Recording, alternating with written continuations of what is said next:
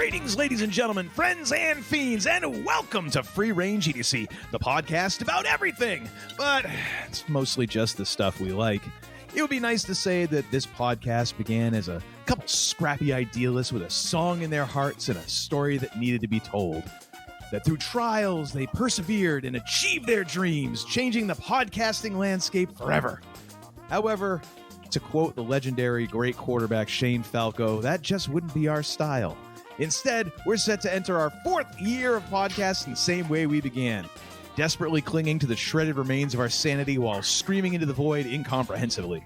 So join us as we celebrate the improbable continuation of whatever the hell it is that we do each episode in this episode 109, Idiots on Parade, the geekest of weeks. I am your Uncle Todd, and with me, as always, is the man who has defied the Prime Directive more than any other captain in the history of Starfleet, which is remarkable considering he's never set foot on a starship or, in fact, left the Earth. He has been my partner in idiocy for over 2 decades and once got kicked in the groin by a drunken William Shatner. I give you the man they call Tim. Wait, change that foliage.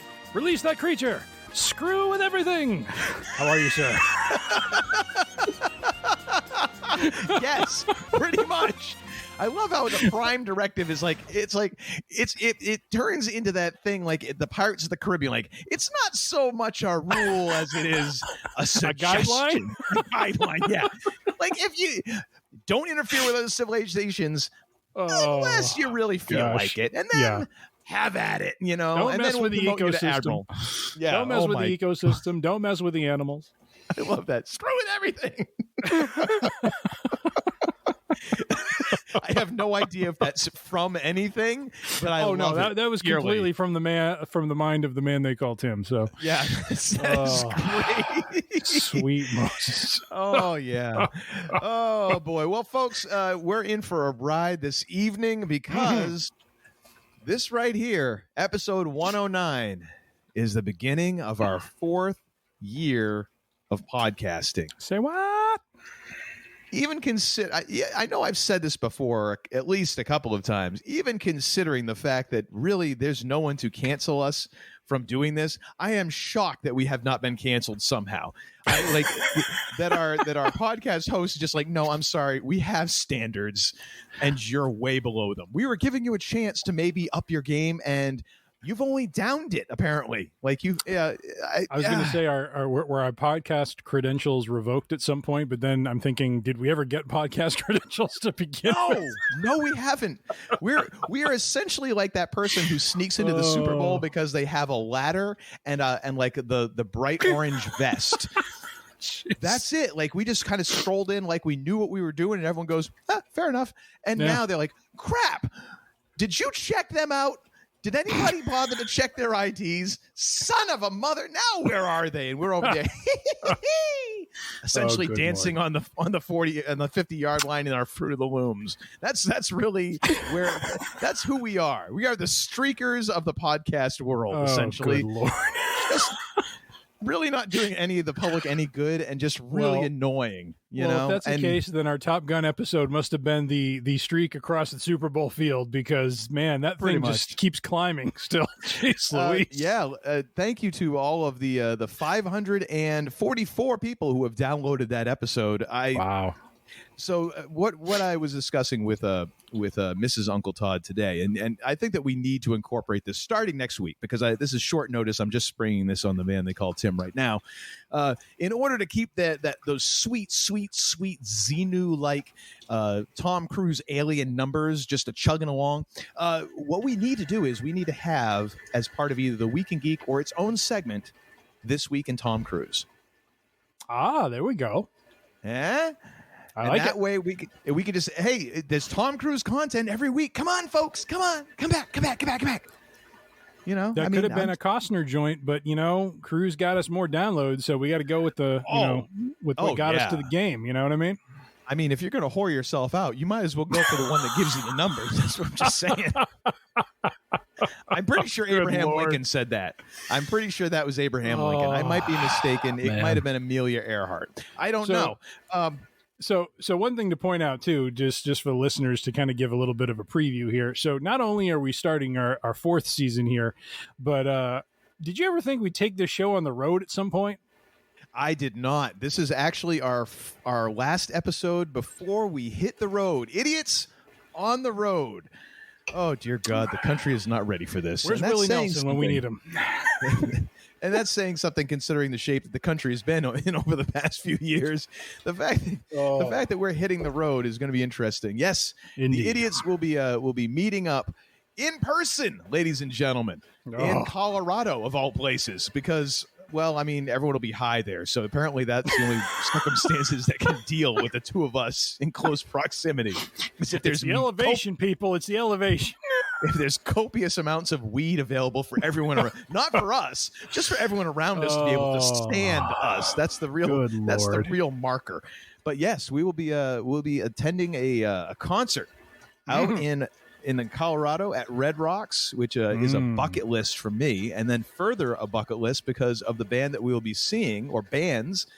We will be seeing Lettuce, who are an amazing funk band. We've talked about them. They've been at least one and another thing for me over the years.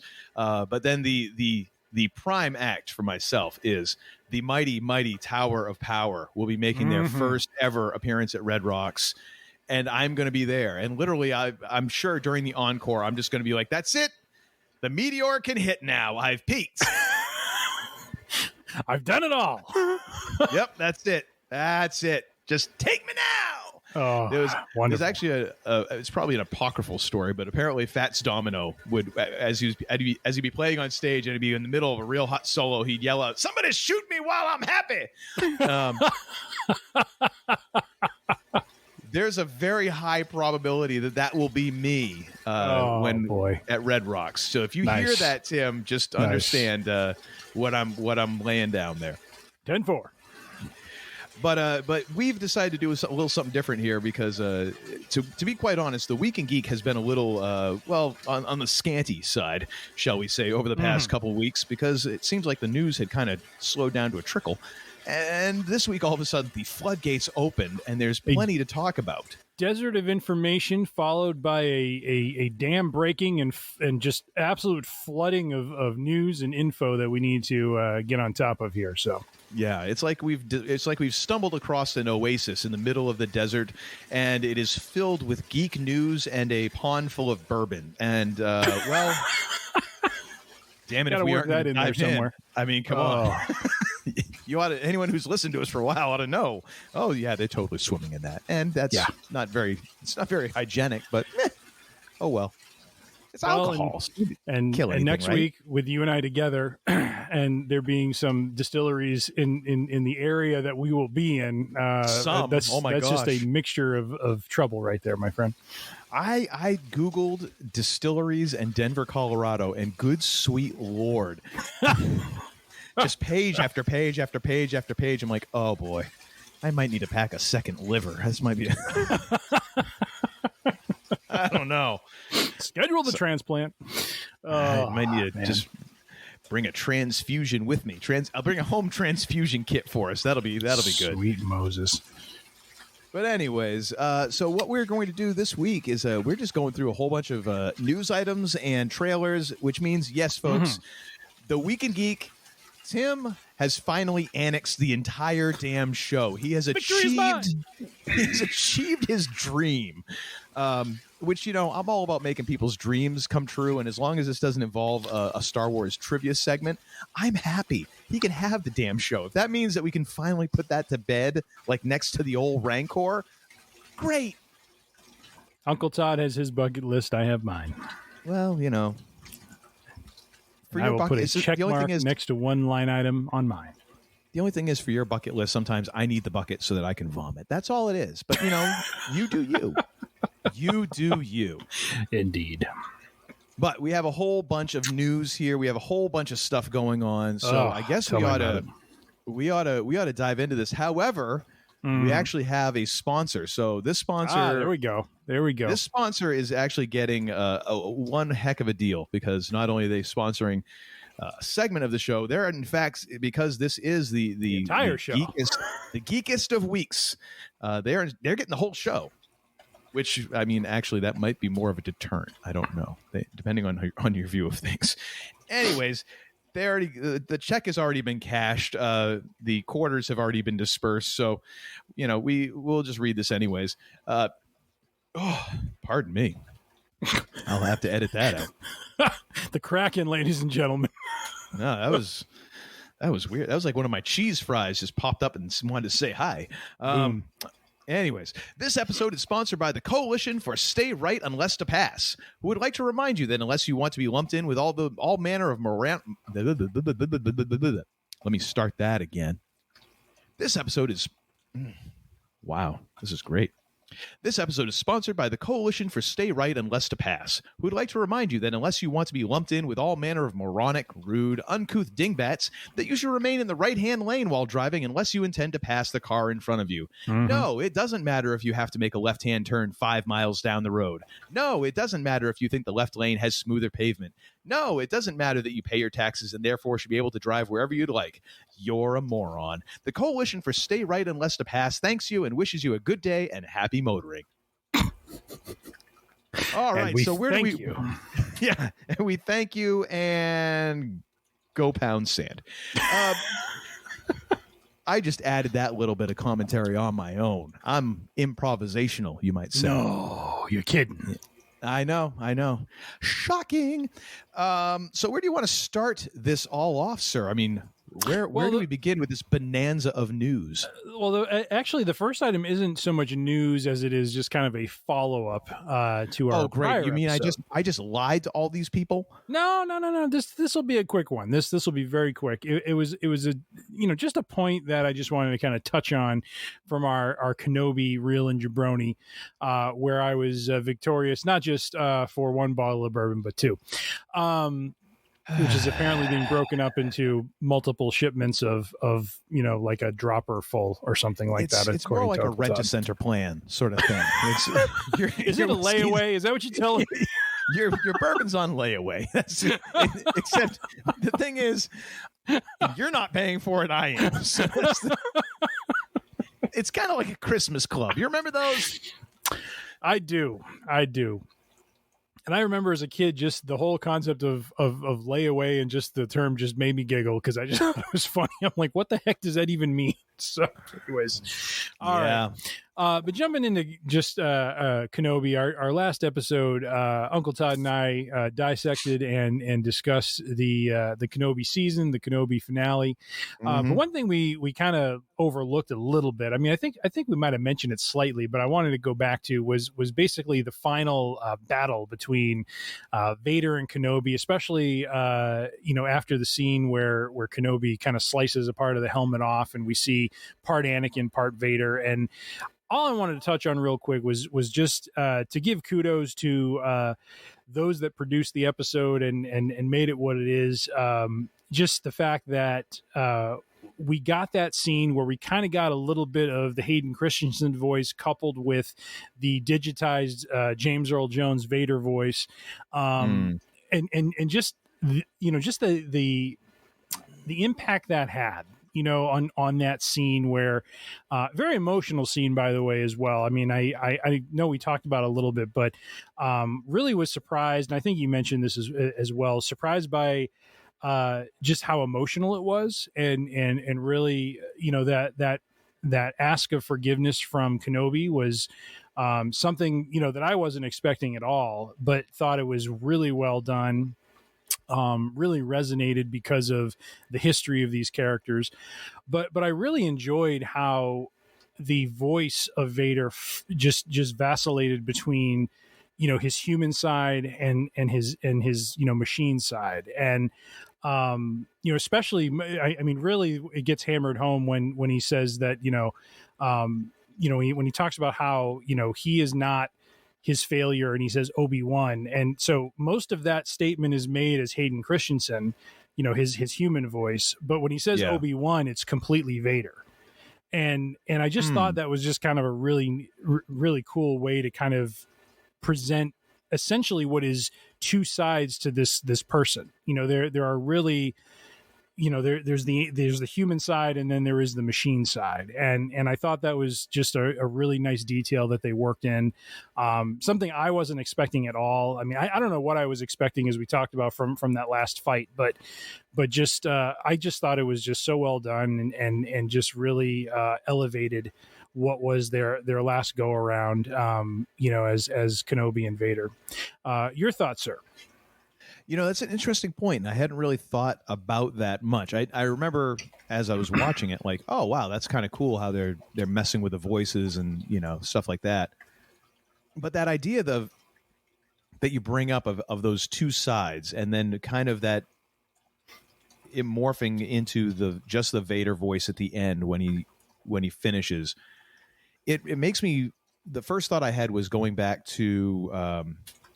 To our unpopular opinion episode talking about The Last Jedi, and that moment when Snoke is talking to Kylo Ren and talks about, Ren is like, oh yeah, and I killed Han Solo, and he's like, yeah, and it split you to the bone, as in like it split you in two, right? That kind of idea. Like now there is this piece of the light side, and there's a piece, and then there's a dark side. And this idea of Vader, that idea of like that split has happened. Like there is a split. And even though really you kind of thought that the way that episode 3 ends with him becoming Vader and learning, that Padme is dead and all that, and, Palpatine telling him that he killed her and all this, you kind of feel like, oh, okay, now he's fully Vader. Like this is it.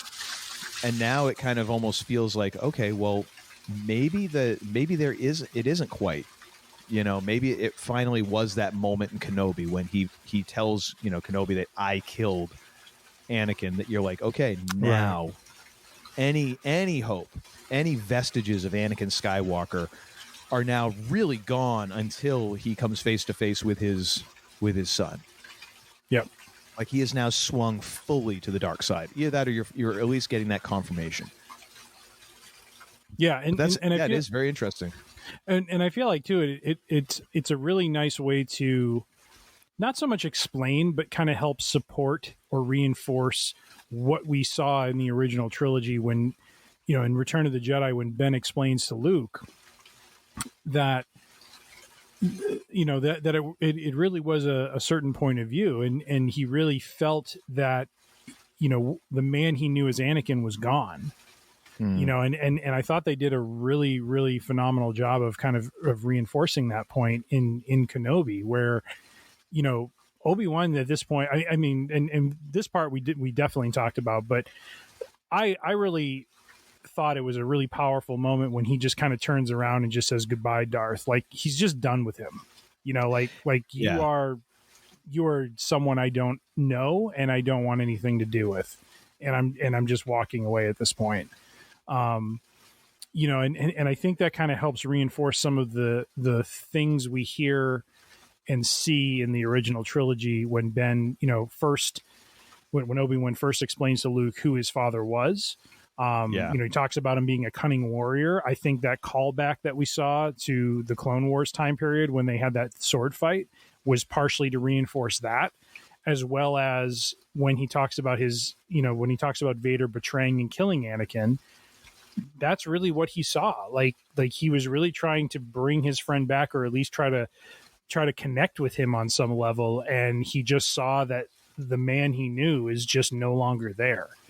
And I love the way they used the back and forth between the human and the digital to kind of, show that dichotomy going on. And he's fully Vader, but he's talking, he talks in the first person about, he's like, I am not your failure, but you're not the one that killed Anakin. I am. Like almost talking about, like, it's kind of like The Rock, talking about himself in the third person. You know what I mean? Yeah. It's basically that. And so I just really liked the fact that they brought that in, and I'm just, like I said, I'm just bringing it up only because it was something we kind of glossed over. I'll be honest, I was just giddy because I knew I was going to win the 2 bottles. And the truth comes out. Mea culpa, ladies and gentlemen. But I just wanted to kind of touch on that point before we dive into the flood of news we got this week. Well, fair enough. Well pointed out, sir. All right. And your first installment of Fireball Nips is in the mail. Although I'm realizing I need to tell you exactly what are the 2 bottles I want, so I will. I already told you it's going to be a nip of Fireball every month until we finally hit about $26, and I figure that ought to be about fair, right? Well, that's 1 bottle. Then we got to work on the next one. Oh no! I didn't. Again, we didn't agree to what bottles. I'm going like bottom whatever they have below the bottom shelf, like what they have to dig for out in the storeroom, like dust off. That's what Although if we do hit one of these distilleries out in Denver, you could at least get half of the bet paid off. If you pick me up a bottle there. So we'll see. Yeah, but are you going to trust an airline with a bottle of bourbon in your baggage? That's up to you. I guess that's true. I probably can't get that. I'm not issuing any insurance policy with this. Don't think that you're getting like any kind of insurances. No, if I buy you a bottle out there, like if it doesn't make it home, like you got to take it up with the airline or whoever, Uber, whatever. That's not on me. Or if you get the bottle, we got to finish it before we both leave. Oh, jeez. Are you kidding? That's a bad idea. Bad idea. That'd be a bad idea back in our 20s. Now in our 40s, like, that's disastrous. My God. You actually made me go Christopher. You actually made me go Christopher Walken on that. That's disastrous. All right. Well, moving right along from Kenobi. So our first news item. So the Agatha Harkness series that has been rumored was Agatha all along. That's right. On the Plus has now got at least a start date for filming. So we don't have a date for when it's going to actually air, but we do have a start date for filming, and that is, ladies and gentlemen, January of 2023 through May of 2023. This series will be filming. We do not have a date on when it will actually air on the Plus. I am not someone who is familiar with the inner workings of production, so I don't know if the fact that they're filming in the first 5 months of 2023 means that it's a no-go for 2023 fully or not. Maybe it's a Christmas sort of release. I don't know. I would guess. I'm guessing you're 2024, but I might be wrong. But that's also early going 2024. On. Yeah.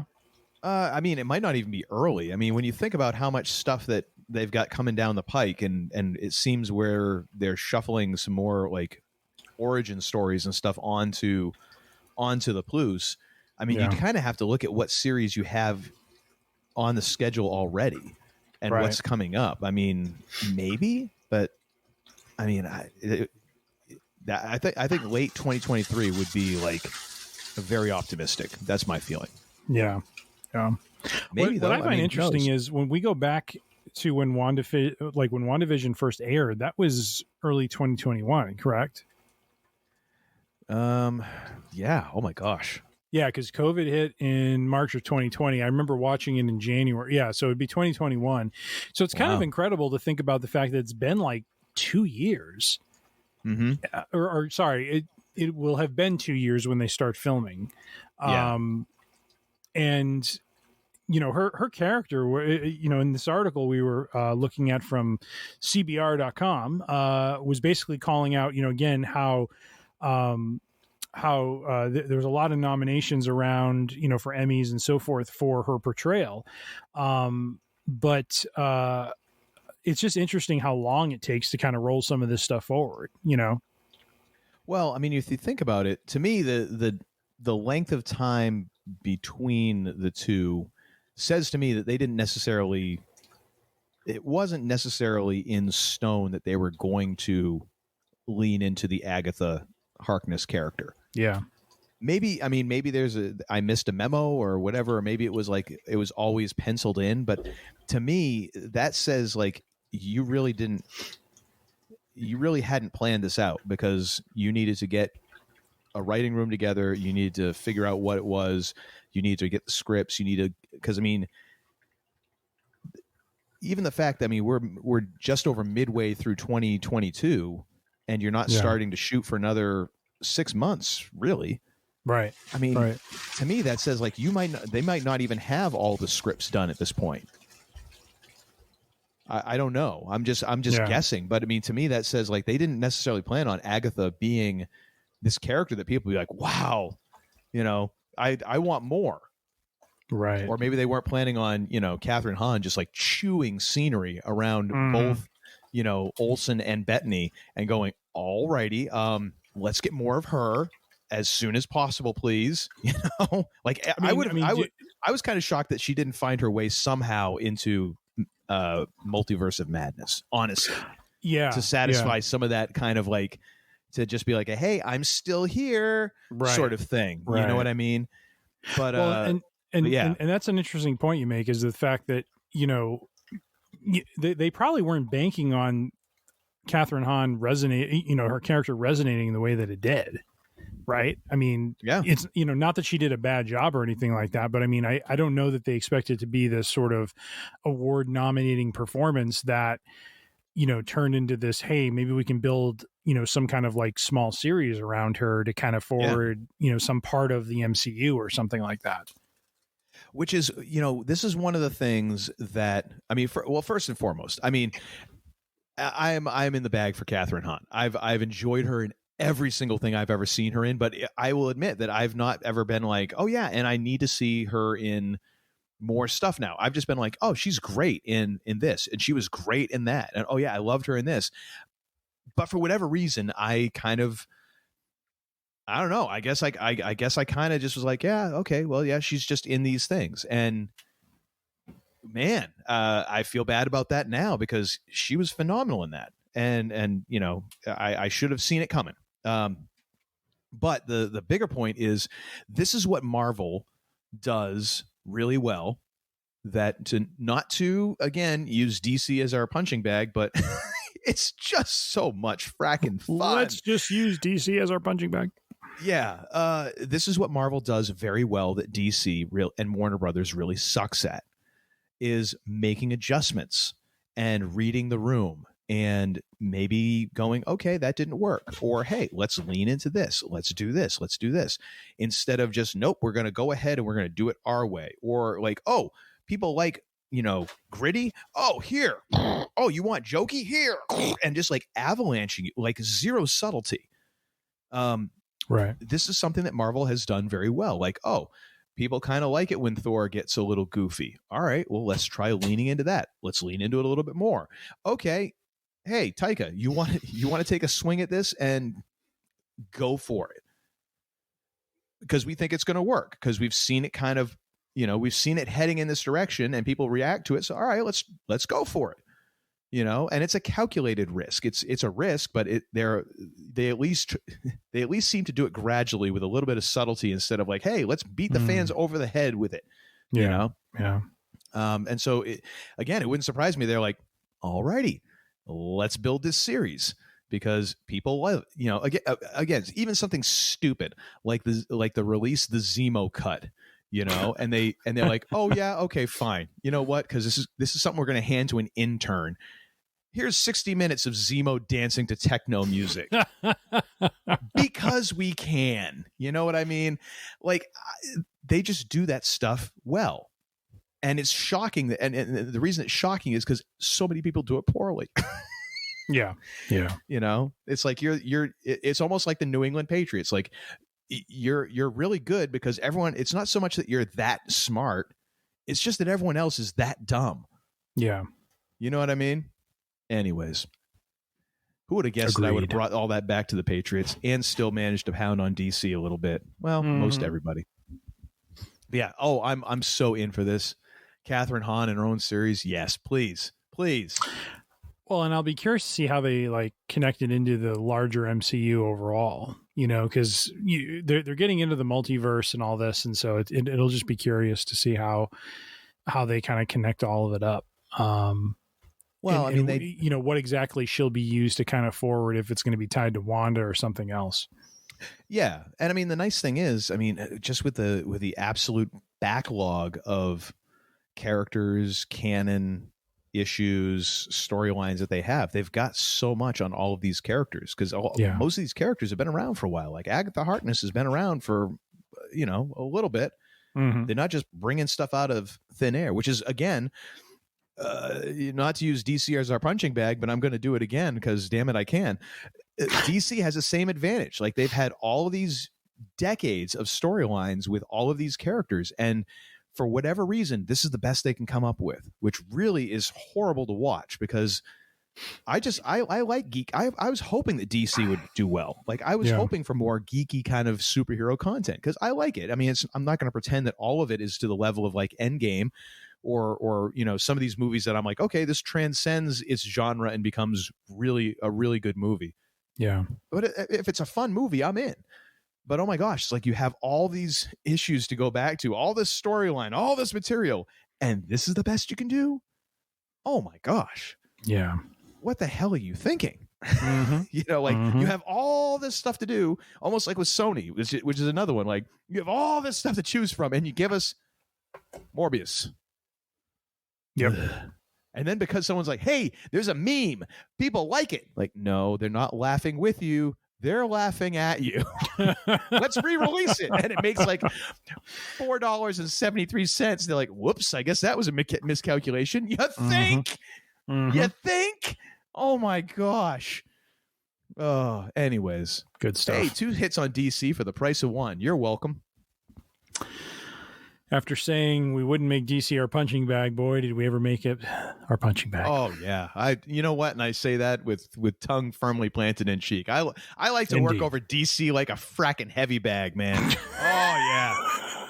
Go ahead and tie the string between my boxing shoes, and I'll work with the footwork and everything. Just let me at it.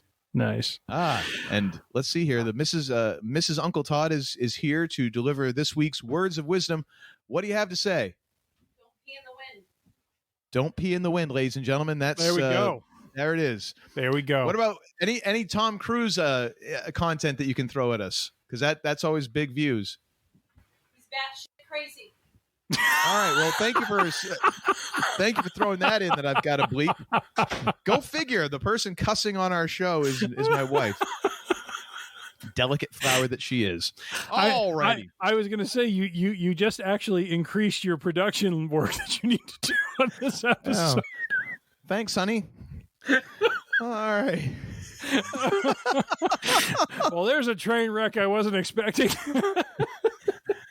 No, but I should have. But anyways, we'll mark that one down. Well, staying within the Marvel realm. Oh my God, that was awesome. Staying within the Marvel realm, there was a deleted scene that was posted out to the interwebs the other week or two ago from Doctor Strange and the Multiverse of Madness.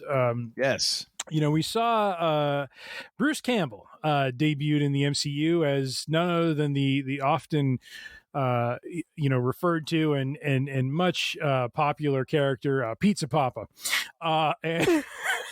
Chin will travel. That's right. And he did have a post-credit scene that was funny, but maybe a little bit underwhelming. However, in this deleted scene, what's interesting about it is the Pizza Poppa, after his left fist is done pummeling him senseless based on Doctor Strange's curse, finally stops pummeling him, and so he now decides to declare vengeance against Doctor Strange. What I want to ask Uncle Todd is, do you think Pizza Poppa is to Doctor Strange what Pete Rose was to Kane in WWE, where he's just going to pop in there every now and then Doctor Strange is going to whoop him? I did not expect that reference. Caught me off guard with that one. But yeah, I'll go for that. Sure, I'll buy that. I could totally see Bruce Campbell doing the comedy jobber routine where he's like, I'm going to get him this time. And then he's just completely just flummoxed by Doctor Strange every time he tries something. Well, what would be even better is if it wasn't, if here's what would make it even better than Pete Rose and Kane. Because, and for those who don't know, for Kane is the wrestling gimmick that was the Undertaker's brother in WWE, and for whatever reason, there was this feud, a long-running feud between baseball should be Hall of Famer Pete Rose and Kane. which is rather interesting. However, mainly because he was called the Big Red Machine, and that is what Pete Rose's Cincinnati Reds were referred to. Okay. Now it all makes sense. I mean, as much sense as that's going to make, really, is how I should phrase that. So what I think would be even better, because Kane always got the drop on Pete Rose. Actually, Pete Rose always got his comeuppance from Kane, even though Pete Rose would sometimes get the drop on Pete Rose. Right. What happened was at WrestleMania, Pete Rose would show up to try to do something to Kane, and Kane would end up tombstone pile driving him pretty much every single time. So rendering Pete Rose's efforts as completely foolish and senseless. And I mean, first and foremost, kudos to Pete Rose for going out and taking a tombstone pile driver, because indeed, I mean, any kind of pile driver it's never 100% safe. Just ask Steve Austin. I mean, essentially, you're really putting yourself in the hands of the other person, because there is and again, people are like, oh, it's a fake sport. I know, but there is a legit risk of spinal injury with this move if it's not done properly. Once again, go ask Steve Austin. After he's done cussing you out for 5 minutes, I'm sure he'll tell you how legit this is. He'll offer you a beer, bro. I mean, well, and if he does, be careful. Just be careful. I'm going to say there's a long history of that not going well for people. Mm-hmm. But what I think would be better for Pizza Poppa versus Doctor Strange is if Pizza Poppa has this huge vendetta that occasionally will wander into Doctor Strange's orbit, but Doctor Strange has no idea that this guy is out to get him. And if Pizza Poppa is always waylaid by someone else or some other circumstances, so he's just about to get the drop on Doctor Strange, and like somebody, one of the other heroes with Doctor Strange, like Wong, inadvertently like knocks him out of frame or something, like he's always like beset by these obstacles that Doctor Strange has, like, he's not even on his radar. That's how like minimal it is. Like, just the most, like, essentially, like, as we were talking before the show, he would be the Johnny Tyler to Doctor Strange's Doc Holliday and Wyatt Earp. That's what Pizza Poppa would be. There we go. There we go. Except if Wyatt Earp never even knew that Johnny Tyler came after him, and Doc Holliday just took care of him. Madcap. Where you going with that shotgun? Oh my gosh, such a great scene. Anyways, before we start quoting Tombstone whole cloth, but no, I think that'd be fun. It was a fun scene, but I do not foresee Pizza Poppa being a major MCU villain going forward. I just think it would be great to do the Kane Pete Rose thing. I think that is right up Bruce Campbell's alley. He is if nothing else, good for some great physical comedy. I love it if they could work in some more Evil Dead references. Like I really appreciated the fact that he was like punching himself, because that was a total Evil Dead 2 sort of reference. And so I think in future Doctor Strange movies, if they could work the Pizza Poppa in, maybe at some point we see Pizza Poppa with a chainsaw for a right hand. I don't know. We'll see. Or perhaps a boomstick. Which will end up being like, his like lighter to light his oven or something. I don't know. Probably. Yeah, that was good. That was good stuff. All right. Well, our next item is actually a trailer. So we have sprinkled throughout this Geek Fest that is our episode a few trailers. Now, what's funny is Uncle Todd seemed to he texted me earlier this week and said, "Hey, did you see that Andor trailer?" And I said, "Yeah, that was like a month ago." And he's like, "Well, but we didn't talk about it, and I think a new one came out recently." And I went searching the YouTubes, and there isn't a new one that was released. So, my friend, I think we're talking about the one that was released about a month ago. Okay, well, but that's okay, because I'm all in the bag. We never talked about it, did we? We did not. So what we're going to do here, mea culpa more than anything. This is definitely not news. Mea culpa number 2 for this episode, ladies and gentlemen. So what we're going to do, I believe, correct me if I'm wrong, Uncle Todd, but we are going to watch this and comment in real time watching this trailer. Is that correct? That is correct. So we'll have this linked in the show notes if you want to watch along with us. Do you have it pulled up in front of you, sir? Oh, I do. All right.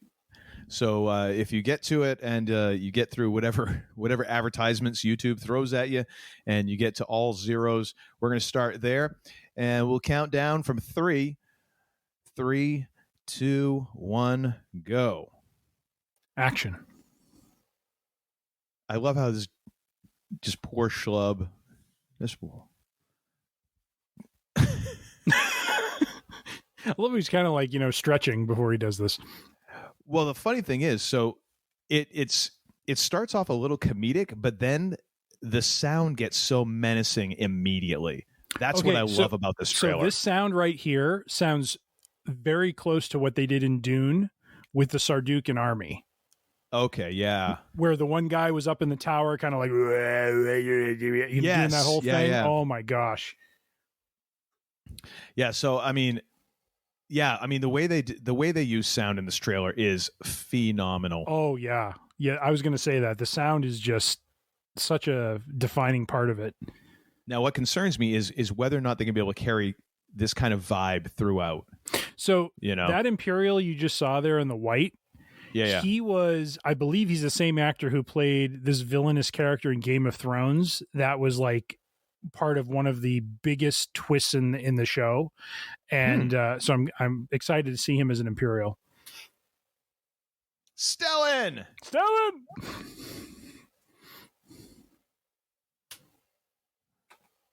Stellan's just doing all the sci-fi now. Oh, gosh.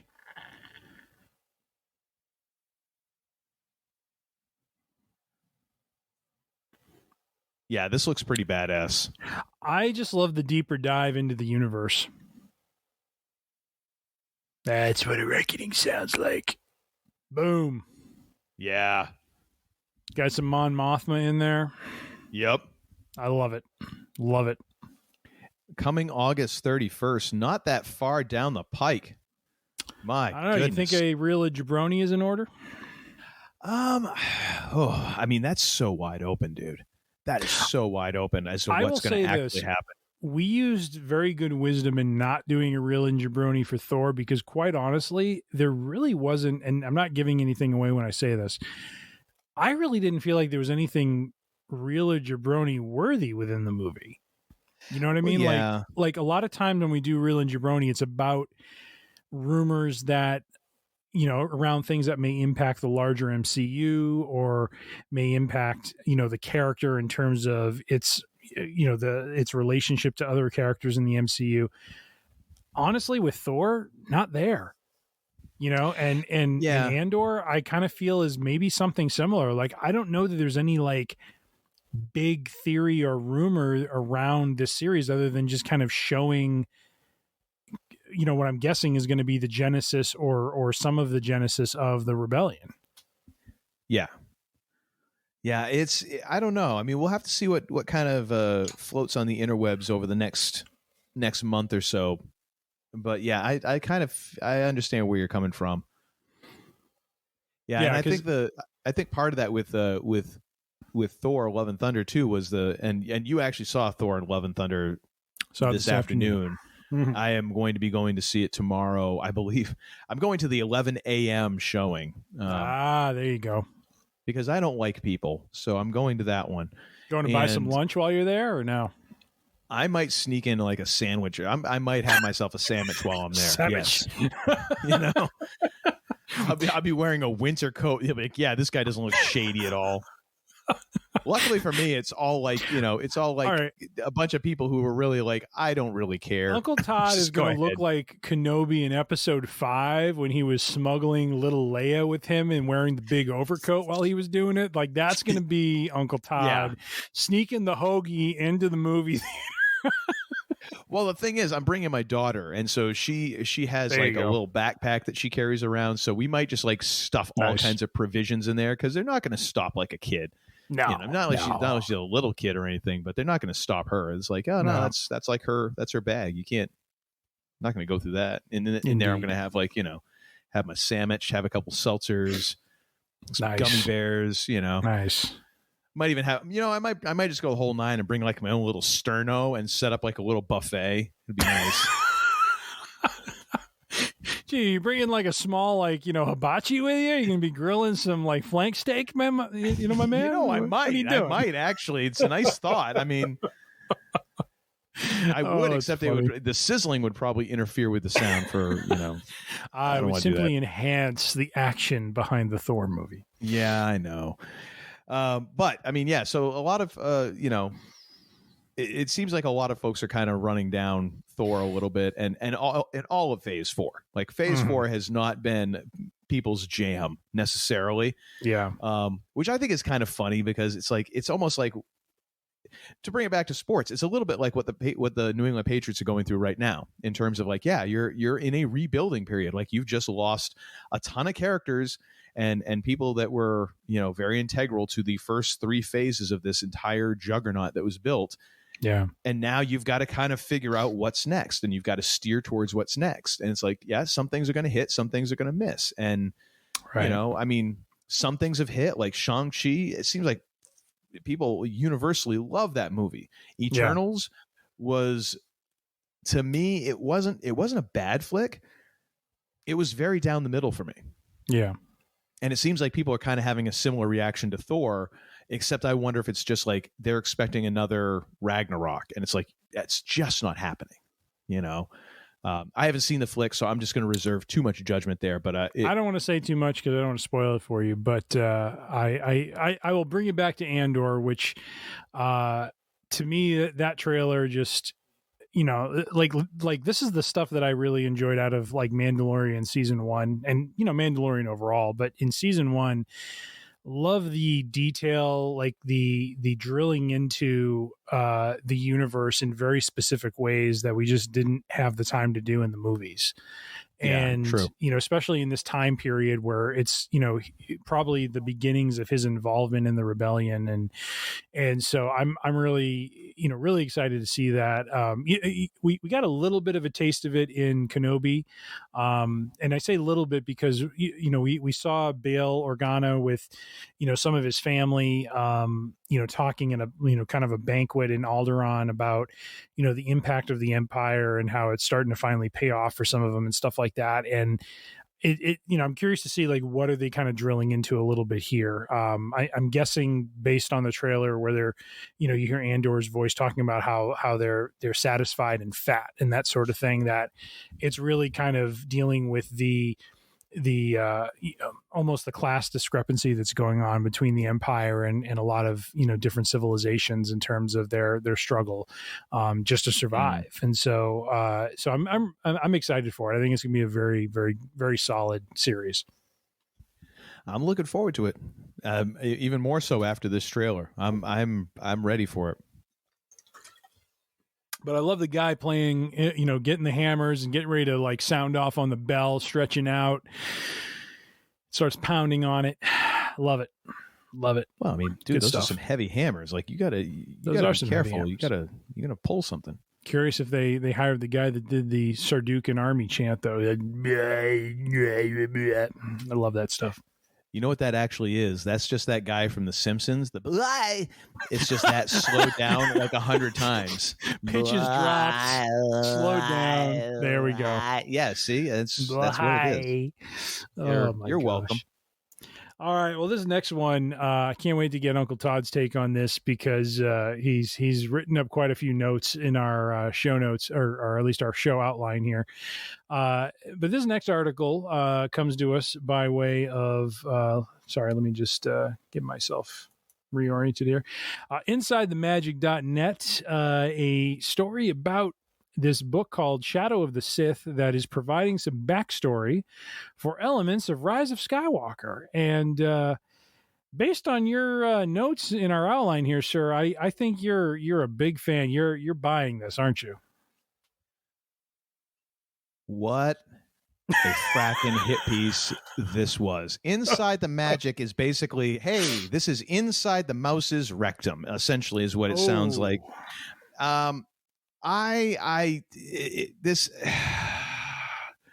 This is what is so they're praising this book, this upcoming book, or it might even be out by now, but Shadow of the Sith, which kind of goes in and it fills in a lot of the holes that were created by J.J. Abrams when he made The Rise of Skywalker. Mm-hmm. And the reason given for this, which is, might I say, is complete horsepucky, is that, well, JJ was trying to save the franchise after what Rian Johnson.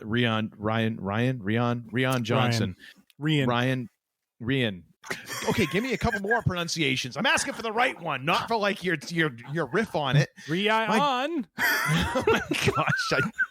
It's a good thing we're not doing this episode live in person.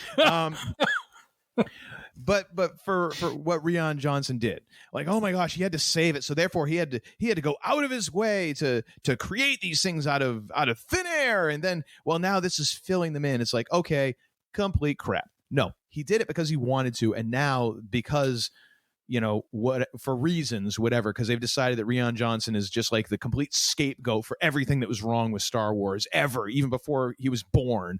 They're going to blame him for like a wart on George Lucas's ass back in like 1963 or something. So now they're like, oh, well, now this makes everything make sense. As if that's a good thing. Like, oh, well, this book that came out several years after the movie that you need to read after the movie that helps make the movie make a modicum of sense. It doesn't flesh out the entire flick. They even kind of say that in the article. Yeah. Like, it doesn't save everything, but it makes it make more sense.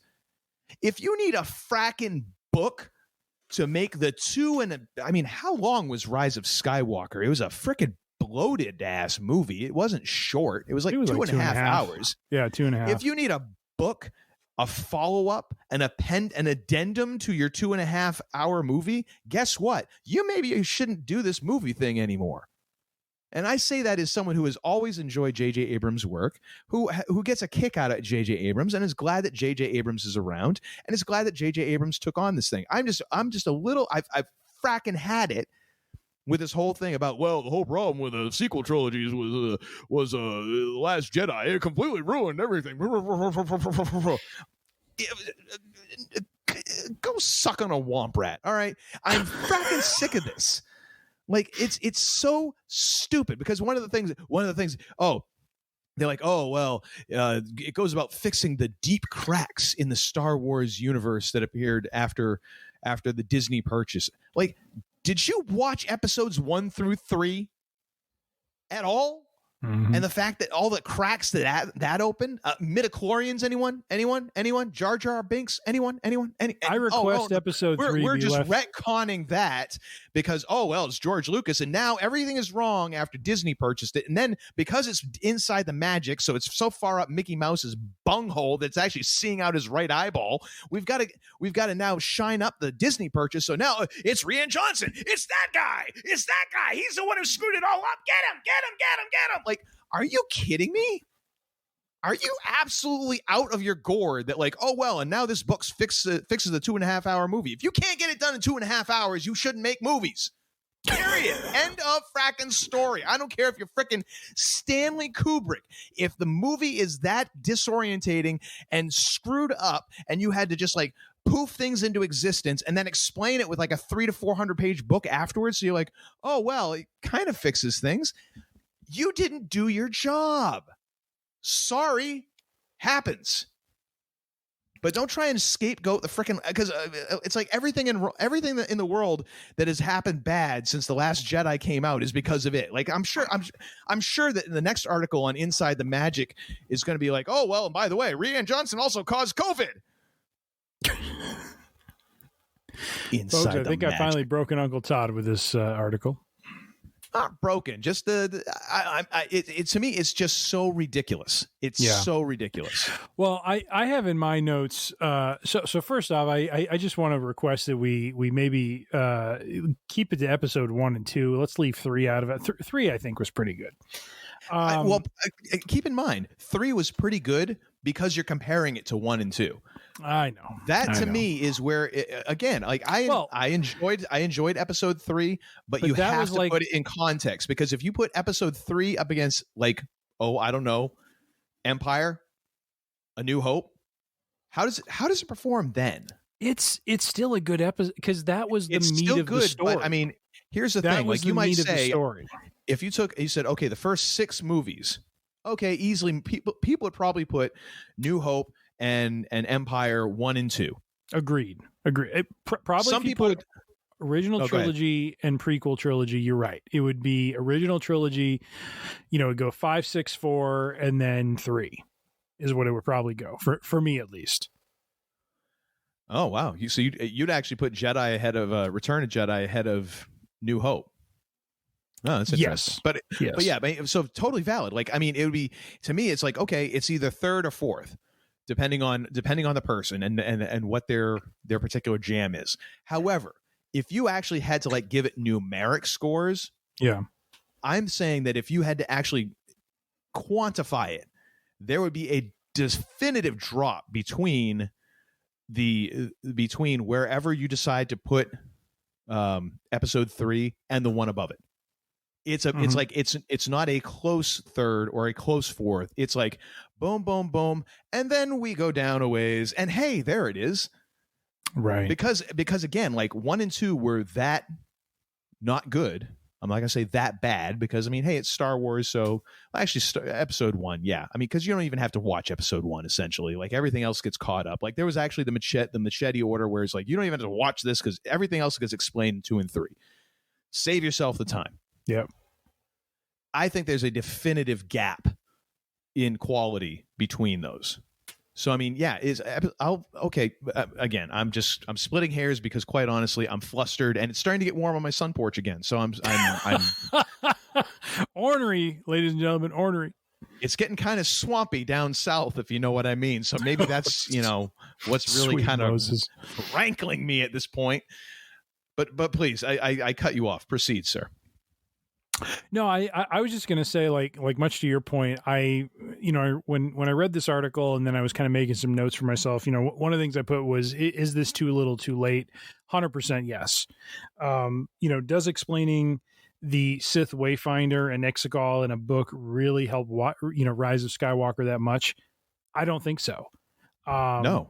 To your point, we don't make these arguments around movies like The Godfather or classics like, Indiana Jones or, any number of movies that hit the mark when they come out, good storytelling, good directing, good cast.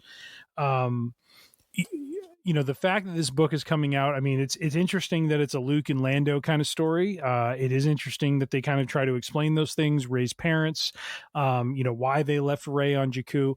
That's all well and good and great in the expanded universe sort of sense, but at the end of the day, it doesn't make Rise of Skywalker a better movie. I think one of our I think we've talked about this, one of our biggest issues was the element of how unearned so much of it was. You can't go and do the Marvel coming together of all of the heroes to fight Thanos and much like they did in Rise of Skywalker, bringing everyone together all of a sudden and try to have it resonate the same way. It just doesn't, because there wasn't the right build to it. And that's the issue with Rise of Skywalker. It's not about the Sith Wayfinder. It's not about Exegol.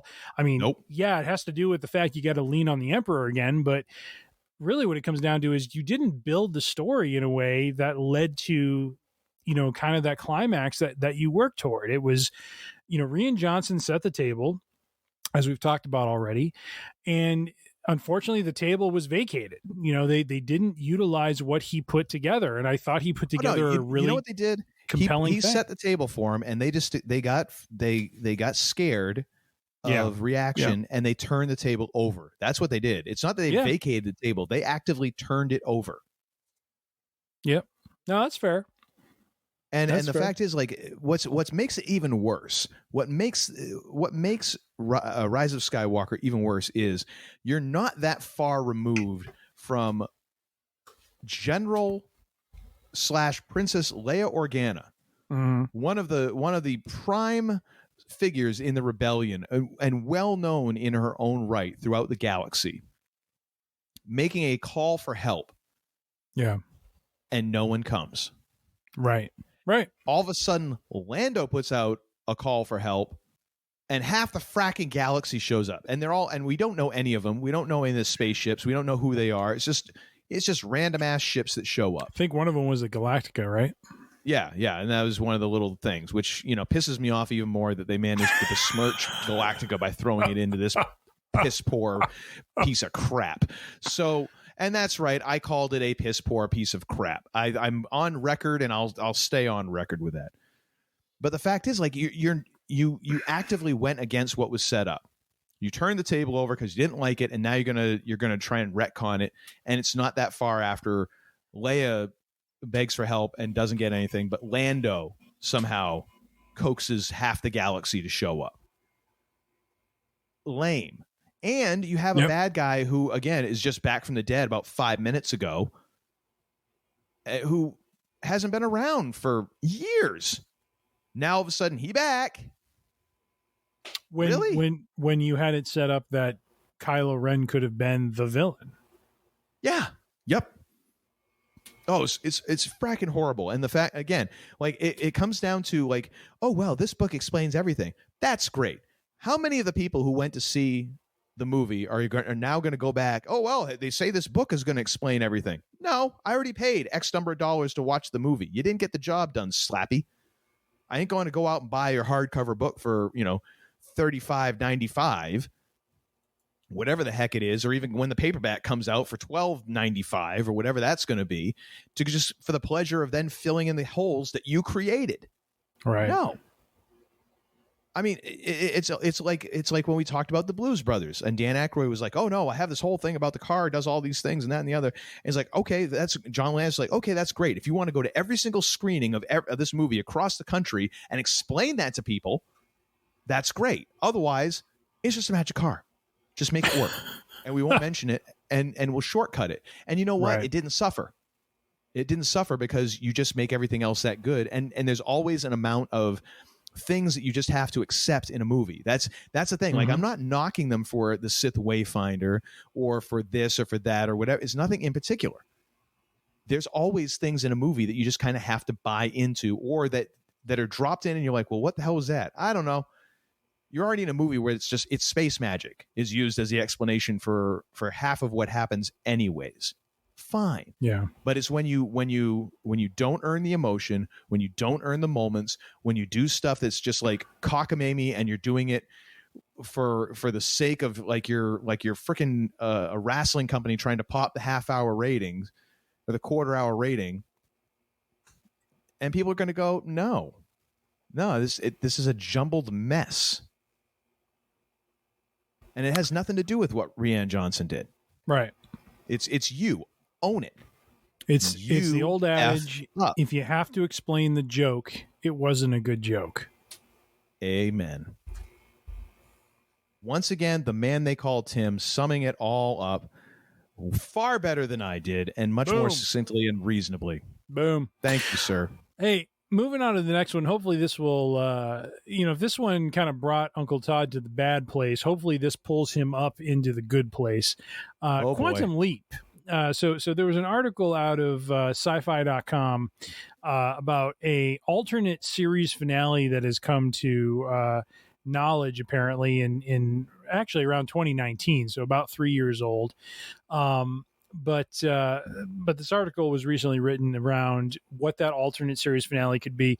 Unfortunately, I am not someone who has watched Quantum Leap, which I'm going to get a what from Uncle Todd. But no, I mean I only watched it sparingly. Throw it over to you, sir. Oh no, I was just going to say I've only watched a couple episodes, so I'm not an expert on this. I know the vague story, and Dean Stockwell, Scott Bakula. I mean, come on. Right, it's a great combo, but I'm not a huge fan. I just thought it was rather intriguing. Yeah, so basically the way I guess the original series ended was that the character played by Scott Bakula, Sam, was essentially left in limbo, constantly jumping through time. There wasn't really a resolution to it because I think the series was kind of called to an end around season 5. However, the alternate series finale, which would have led into a season 6, kind of indicated that they were angling for a story where Al, who is played... help me with the name again. I didn't write it down. Dean Stockwell, right? Dean Stockwell, thank you, played by Dean Stockwell, would be entering into essentially the same machine that Scott Bakula's character went into and kind of searching for him, basically trying to pull him out of it. So I thought that was, Uncle Todd texted this to me. I thought it was kind of intriguing because I remember this series from back in my, my middle school, high school days, and thought it was kind of a very interesting idea that they had this sort of other route for the story to go where you had Al kind of not the holographic Al but the actual Al character played by Dean Stockwell going after Sam and essentially trying to bring him to a place where he wasn't jumping all the time. But thoughts on this, sir? I think it's an interesting idea, and I think it's it's one of those shows that you kind of feel got done dirty. It didn't get a chance to really finish up. And the reason why, and the way that it did end, basically the way it did with just a couple of title cards, like there's no story. It was just like, and Dr. Beckett never returned home, is because they didn't have enough notice to do anything else. Like literally the show got canceled and they were caught completely off guard. Like as you were saying, apparently there was already plans for how season 6 was going to go, and didn't have enough time. And that was like, okay, this is the only way we can wrap it up. Which is really a shame when you think about it. Well, yeah, but again, it's just the way TV and executives work. Like, okay, this thing is done. Oh, okay.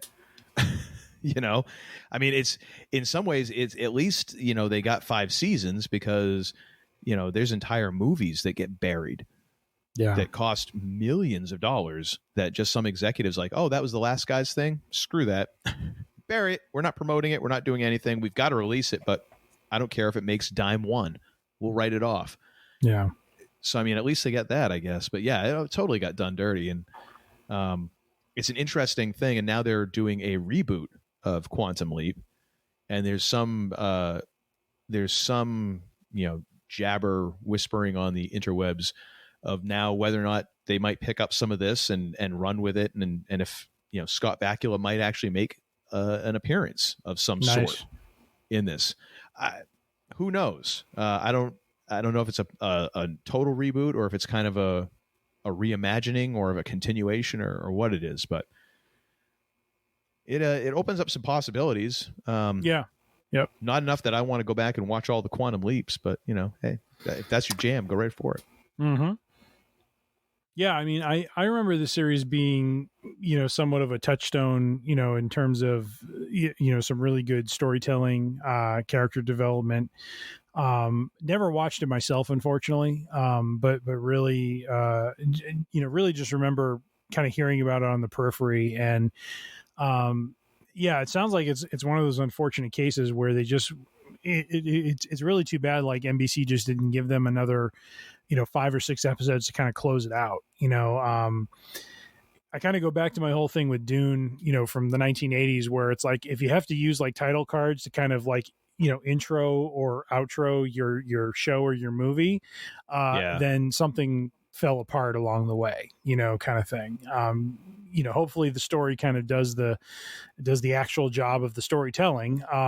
But in this case, it seems like it was just kind of, closed and ended in a very abrupt way. And, it's kind of strange, in some ways I mean, in some ways I like it because, especially back then, things were always kind of, cleaned up and tidied up in a very, very, neat way. And, kind of leaving the protagonist, stuck in this state was kind of, in some ways, an interesting way to end it. But like I said, it may have just been, a byproduct of, or like you were saying, it may have been more of a byproduct of, the circumstances around what they were trying to do. So, it is very interesting. And I didn't realize they were rebooting it. So I'm kind of curious what that's going to look like.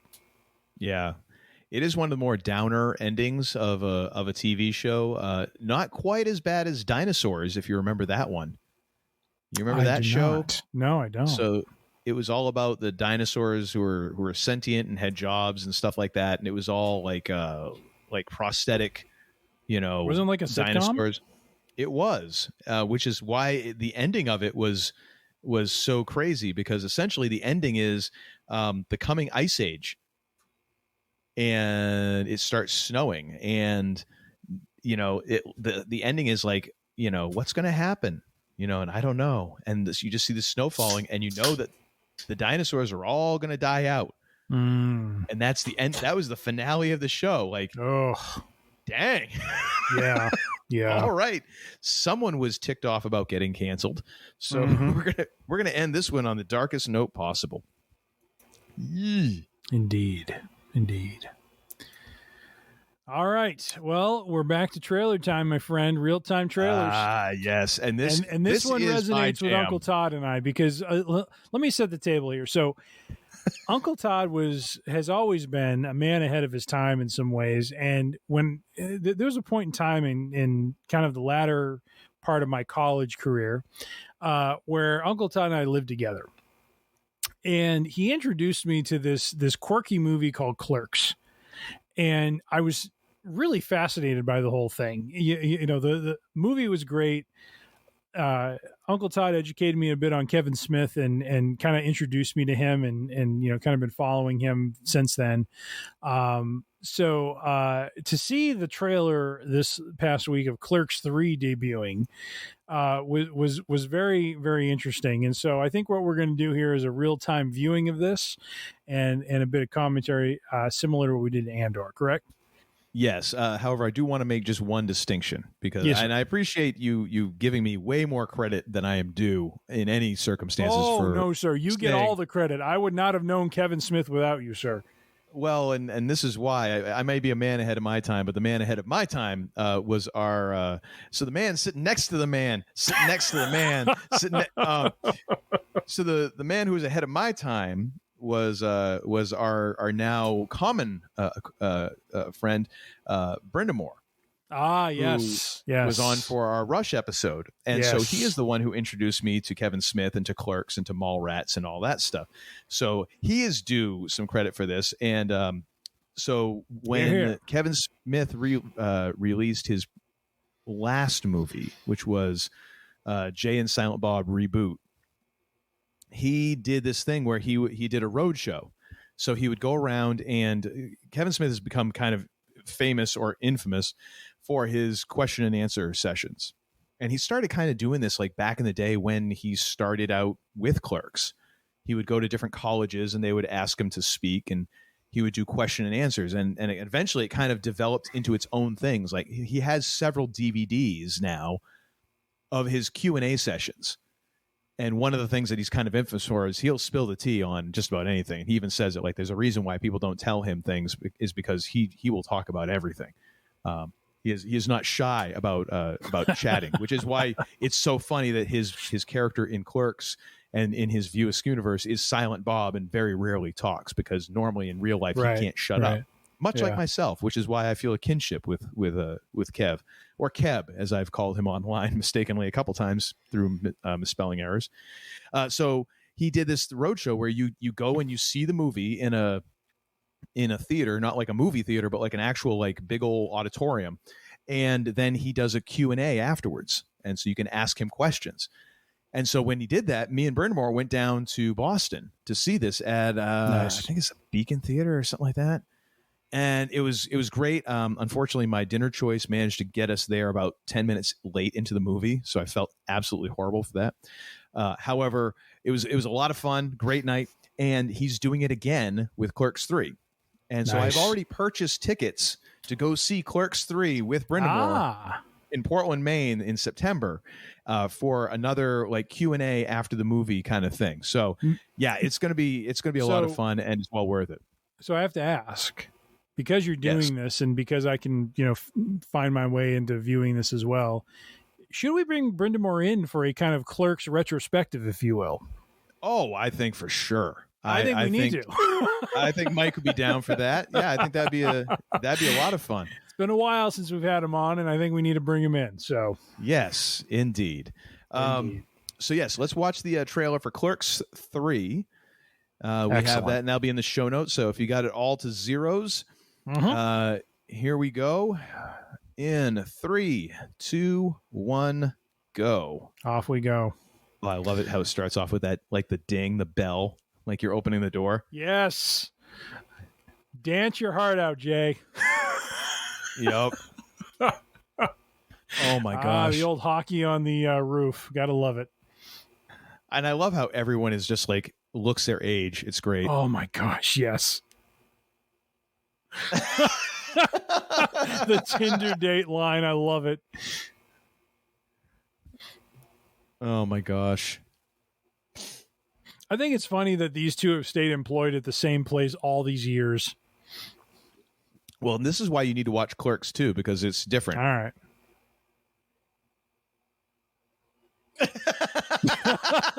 I'm going to make a movie, baby. Yeah. Oh my gosh. That's hysterical. Affleck. Yep.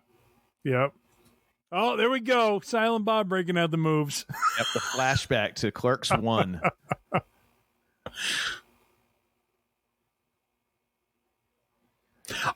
I love how the two like leads though for this movie really haven't been in anything, and it's just this. You know what I mean? Yeah.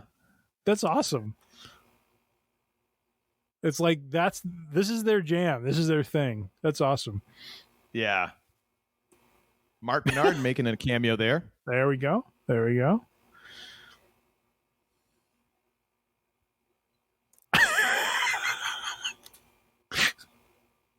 Don't kill me off in the third act. I love it. Oh my Excellent. gosh. Well, clearly on the plane to Denver, I need to be watching Clerks too. So yes. So that was fantastic. Gosh. So good. Fantastic.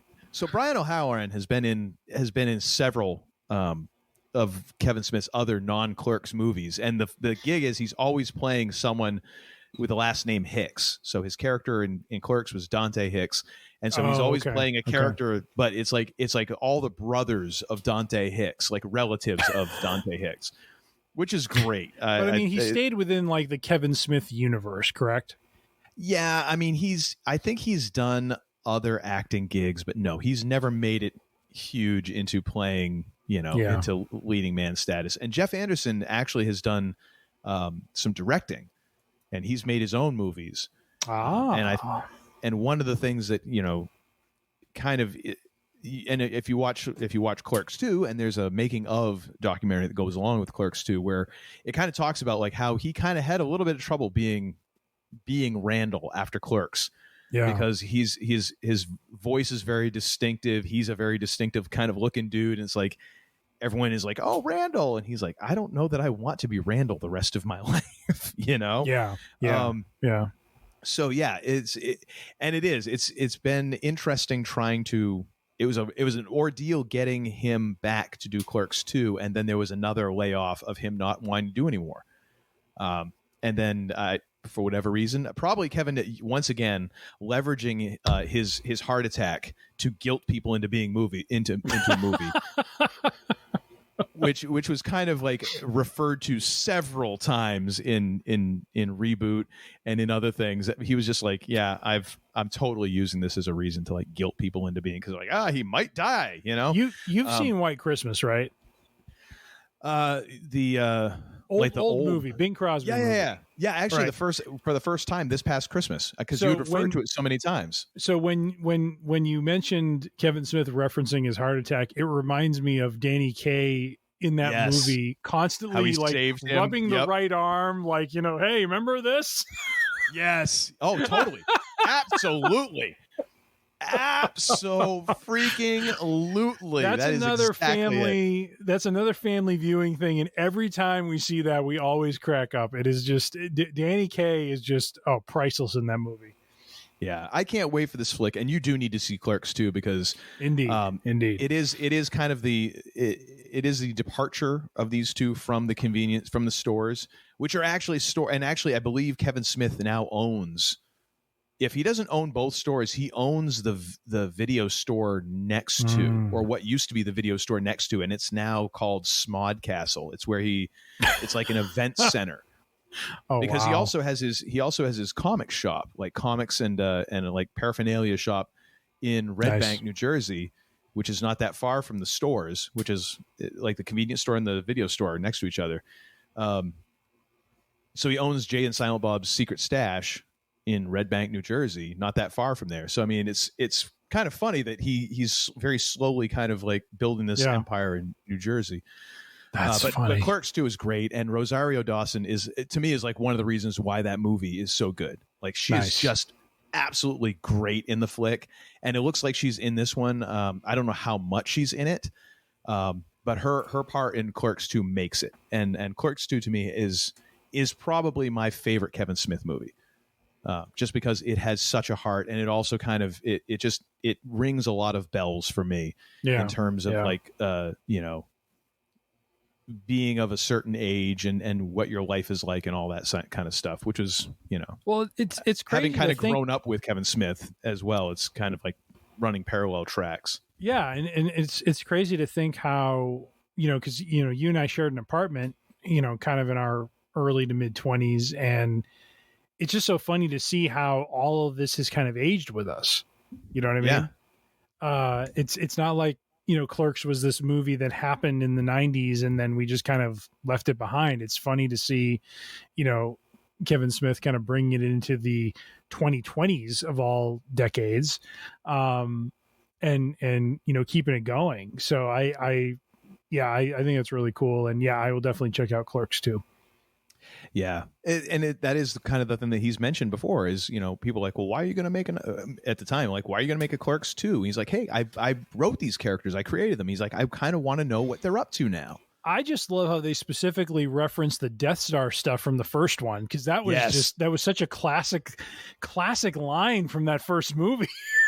Yeah. And apparently like he says in one of his Q&A things with that, like, that they had talked about, he asked him like, what did George Lucas think of that? Or it somehow got back to George Lucas and, he obviously didn't sue him. So I guess he thought it was good.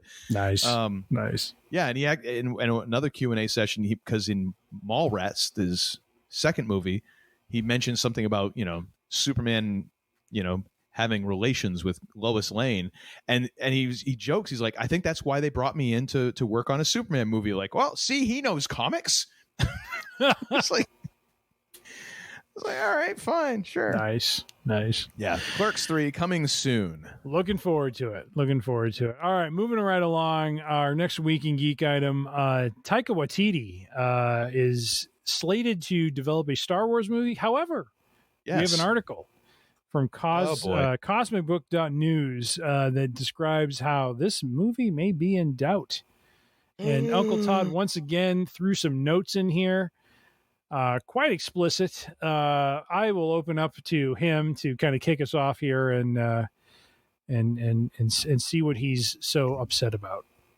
Well, if you thought that we were going to move to the light side and that we were going to have some sort of positivity having to do with the Star Wars universe, and if you're wondering, well, are we just out to kind of to shine up the mouse and try and make things all better? Surprise, surprise, surprise. Guess what? We're going to take some more shots at Rian Johnson. That's right. That's right. Oh dear. Time to go after him and scapegoat him just because, you didn't have a cohesive plan for the sequel trilogy.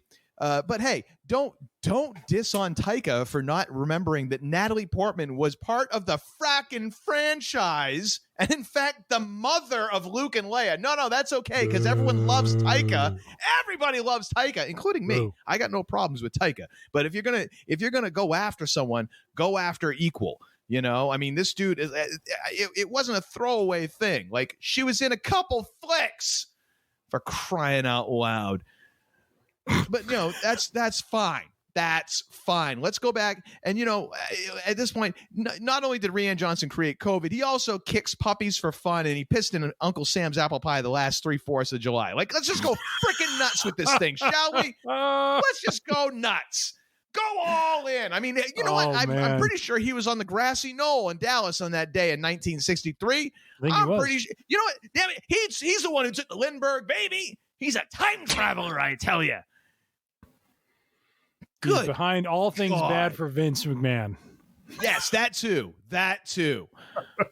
Oh my God, he's the one who came up with a gobbledygooker gimmick. That him too. Yep, he was behind it all. Oh man, for crying out loud! Like it's so hard not to see this as just like this is how we're going to try and hand wave away like these are not the droids you're looking for thing, because people are like, oh, I don't like the sequel trilogy.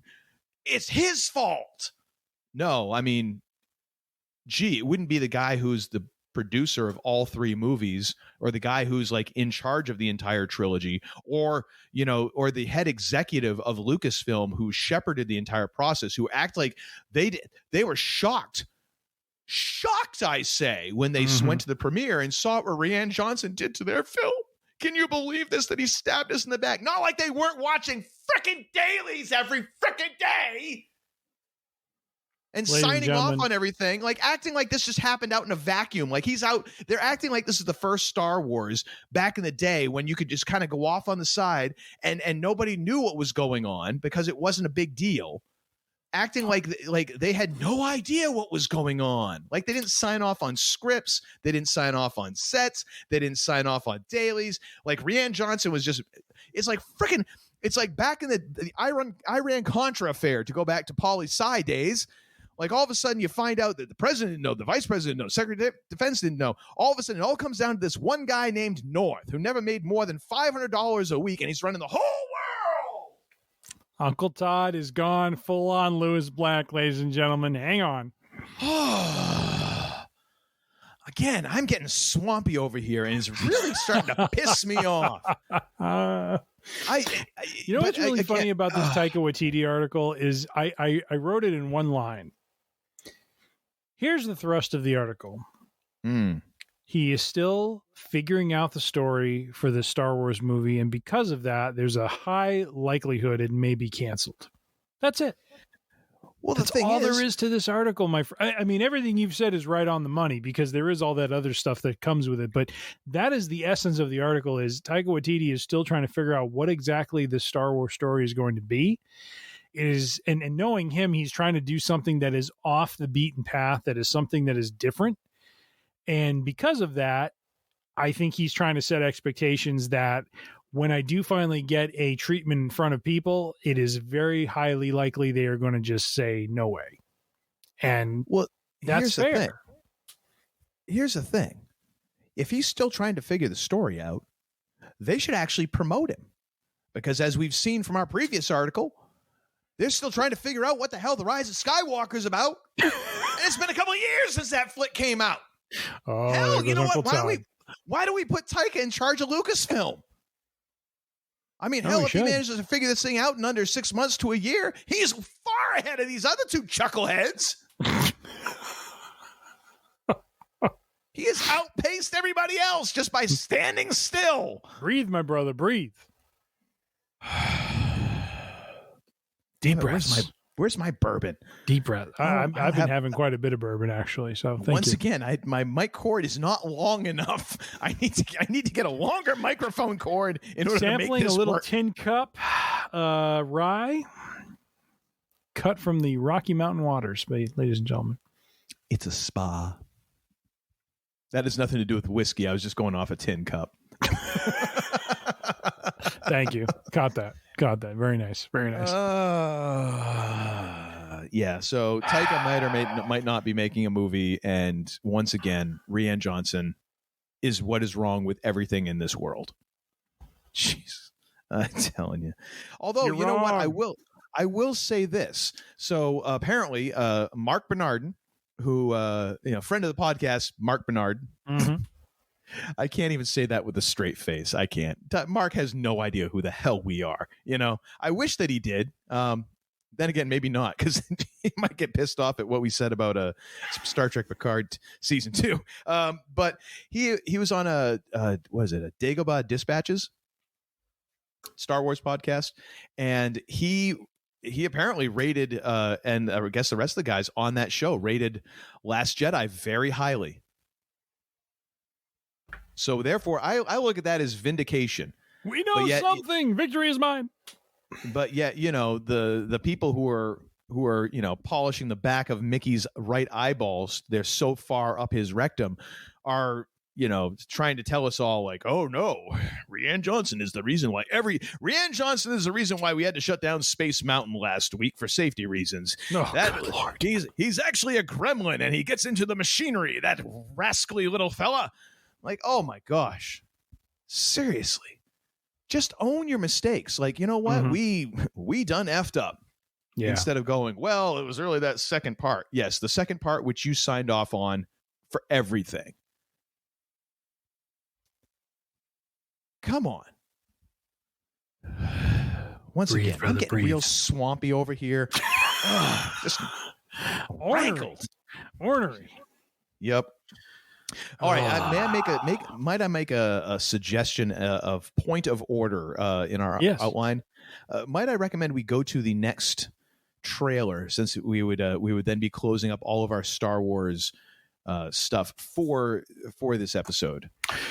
Well, I was going to ask you, because I was looking at it, does it make sense to maybe move the trailer to the last thing so we're not like ending on a fart, basically? Okay, yeah, duly noted, yes. Because I was kind of looking at it like, do we really want to end on the BSG story that is basically no story? Well, now you just spoiled the whole thing for everybody. Well, that's my job. Great. This is what happens when Timmy's drinking during the show. This is why I only had one beer as the show is starting.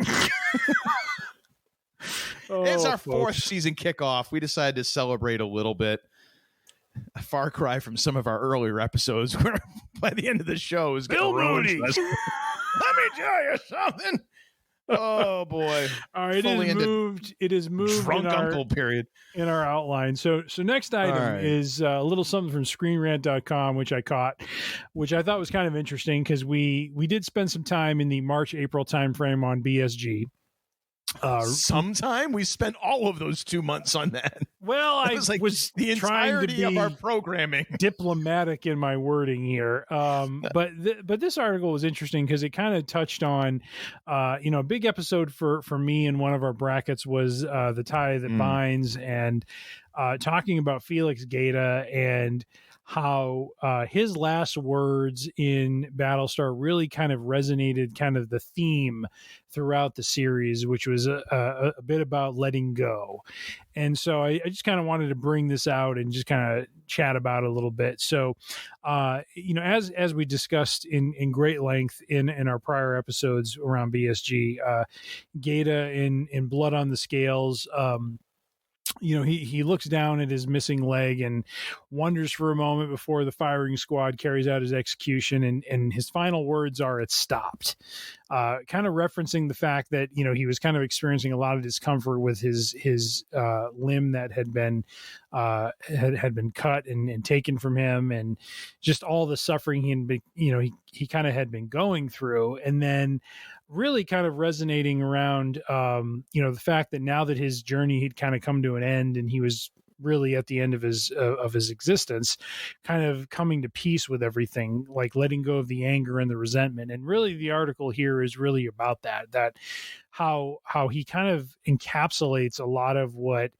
really needed to happen with all the characters of this show and really the story, which was letting go of the past and kind of moving forward.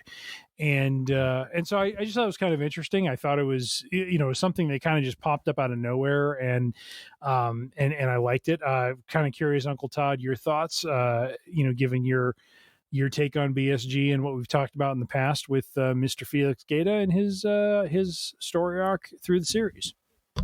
I think it's very well written and very well thought out. It's not necessarily how I see it, but I totally understand how the writer sees it, and don't disagree for sure. I guess what comes up for me more than anything is that Felix kind of winds up becoming that sacrificial lamb. He is he, like, somebody, this has all gone so poorly, somebody needs to die, that sort of thing. And he almost became that at when what was it, Collaborators? Or I think so. Yeah.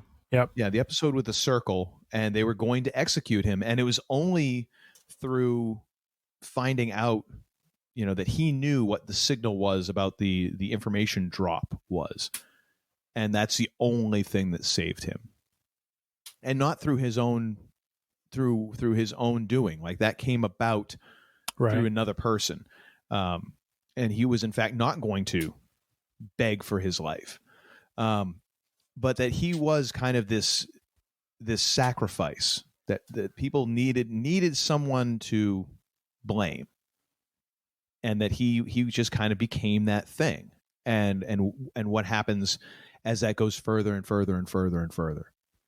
What happens when you can kind of, to me, it's almost the dark side of Carl Agathon, like how that could have gone. Like the good man, the good person who is an idealist and who is trying to be righteous and who is trying to be on the right side of things. And with Agathon, with Carl, with Hilo, you continue to see him maintain a lot of that idealism. And if he turns from it, he turns back pretty quickly. He doesn't really go to that dark side of himself. Felix Gaeta is kind of the others, what would have happened if Hilo had gone that direction, because he is a good guy. He does have this desire to help, and even when he decides to mutiny with Tom Zarek, you can still see there is some idealism there, and in fact he is the reason why the mutiny stops. Like, he's kind of the one who calls it off, if I'm not incorrect. No, you're right. And so, but at the same time, he has made choices that there is no going back from. So there is kind of that dark side of like, okay, what happens when you continue to get kicked? Because that's what happens with Hilo. Hilo keeps getting kicked for being the good man. Mm-hmm. Like, and we made a joke out of it, like, oh, here Hilo goes again, getting his butt handed to him just for being a nice guy. And then you see what happens with Felix as he continues to just take hit after hit after hit after hit. Even after he's shown he was trying to help them on New Caprica, he was trying to do this, and where's he end up? And that's how I look at it more than kind of as a metaphor for the show. I look at it as a little bit more on an individual scale. Interesting. Yeah, I agree. And I mean, I think, well, like with anything else, I think there is that element of, and we talked about this when we did the brackets, that, especially with Daybreak, sorry, not with the brackets, but when we talked about Daybreak, specifically, because I think we did a separate episode on that. Yes. That there was an element of them having to kind of let go of everything. Like when you think about Daybreak, you see the Colonials and the Cylons, at least the Rebel Cylons, moving in together. You see, basically collaboration between two entities that you never thought possible, given how the whole entire series started. I think that letting go, I think is really a key principle, I think, of humanity overall. Like, in order to move forward in any way, you have to kind of cut ties with past pain, past grievances, past, hurts. And I think, what I liked about this article was just how, even after all these years after BSG has kind of ended, there's still these lessons that I think people kind of pick up on, that are very relevant and resonant with who we are as people and the way that we, kind of interact with one another. And so I think that this whole idea of being able to forgive, being able to come to terms or come to peace with things that, have been a catalyst of anger and of of a lot of unrest within us, I think is something that is very human and very relatable. And I think it goes to the heart of what we've always talked about with BSG. I mean, I kind of look at BSG as one of our tent poles in this show. It's something you and I have talked out, about at length and that sort of thing. But I think that's what makes the series so great, is how it does this sort of dissection of humanity and really kind of helps us examine a little bit of who we are and who we need to be. And so I think, through the example of this character, who is really kind of in essence playing out in some ways the worst of us, really kind of showing how, they're, and we talked about this during the brackets, like how it wasn't 100% Felix was the bad guy. I think there's an element of seeing, reality through his eyes in some ways that I thought was very compelling, and that I thought they did very well as writers and in terms of how the show was executed. But at the end of the day, he went against the Admiral, and the Admiral has always been kind of the kind of the guidepost of morality for the show. And so so I think it was just kind of an interesting take, and I really appreciated just seeing that kind of pop up out of nowhere, 14 years after the finale aired. Well, yeah, and it's the reason why that resonance stays and it doesn't with other shows is because, and Ronald Moore has said this, like it wasn't a sci-fi show. It was a drama centered on the characters with a sci-fi setting. Yeah.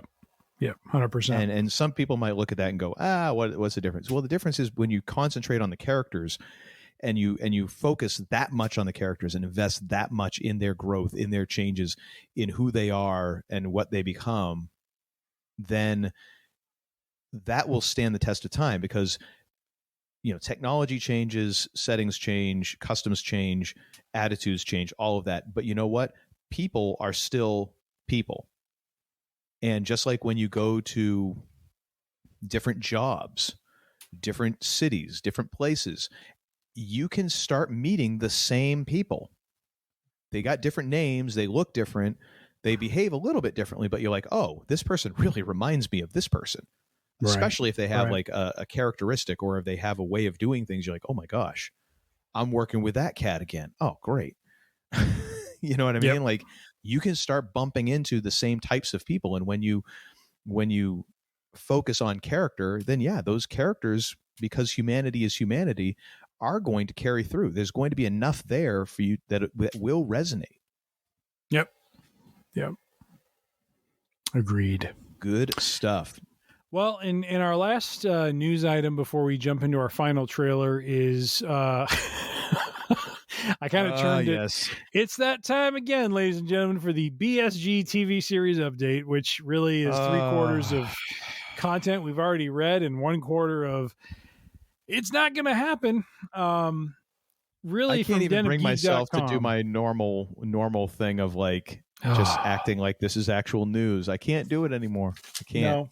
No, I just thought it was funny. It kind of came up in my feed this week, but basically denofgeek.com summarizing a lot of the history, if you will, of the potential Battlestar movie, potential Battlestar TV series led by one Sam Esmail, and really kind of coming down to the conclusion of it may not actually materialize because Mr. Esmail is very focused on an Apple TV series called Metropolis right now, and it's really unclear. Well, so he says, we're not sure if that one's actually going to happen either. He might just be grabbing some more money and running off to his private island. Indeed. So, unfortunately, whatever this BSG TV series is for the Peacock seems to be well off. 2024, 2025 is really being generous if we're trying to be optimistic, if anything. But I meant maybe for starting to shoot.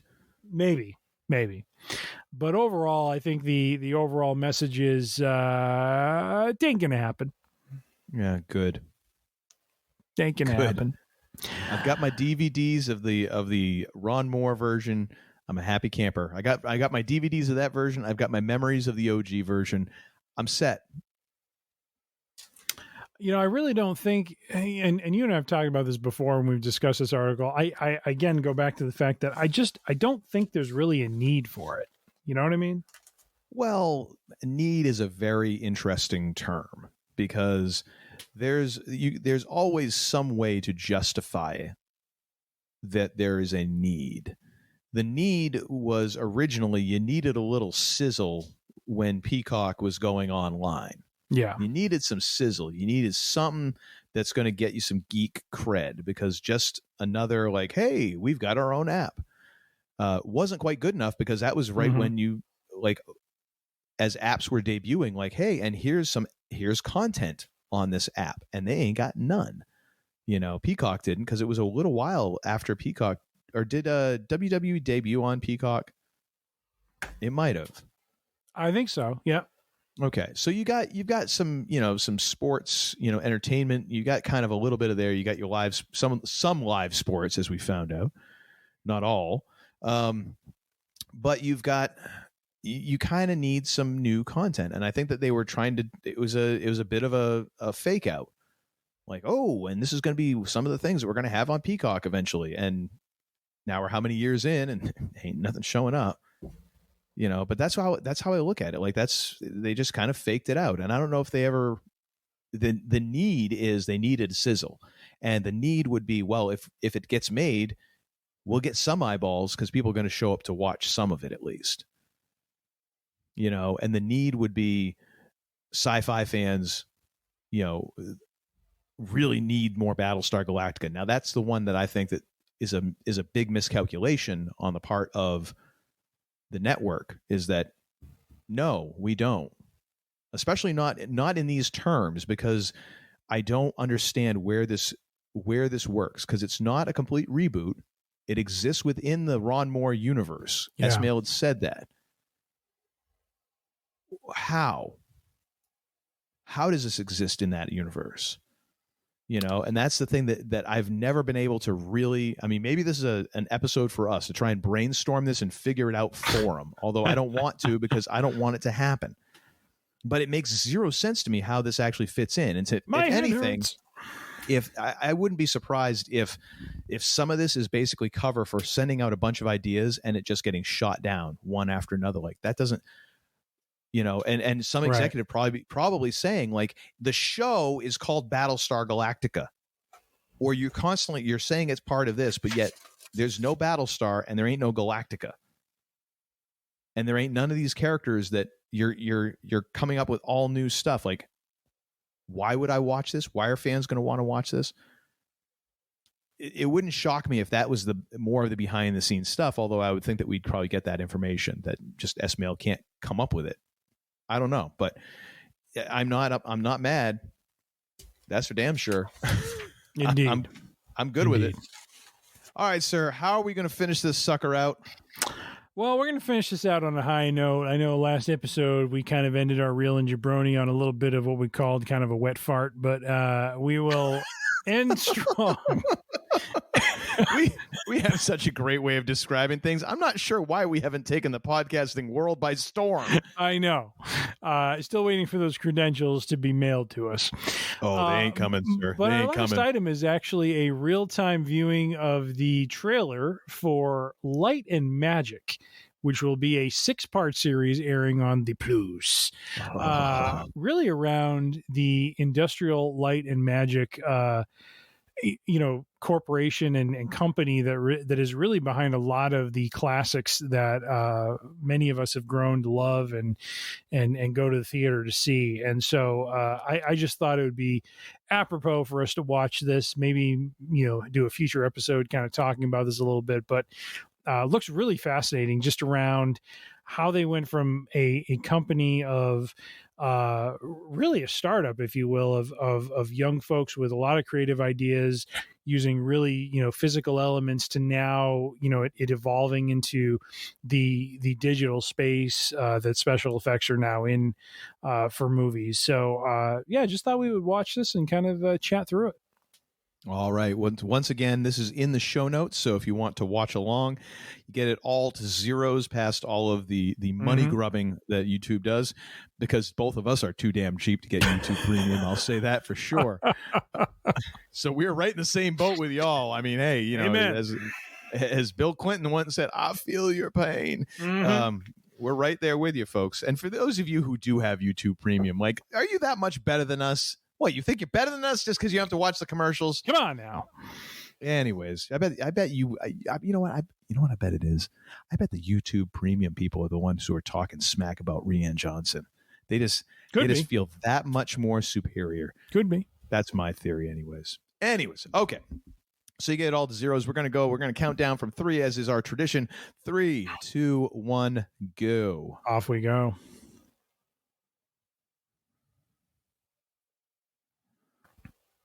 Indeed it is, George. Ah, yes. We get several different Georges in this. Yes, we do.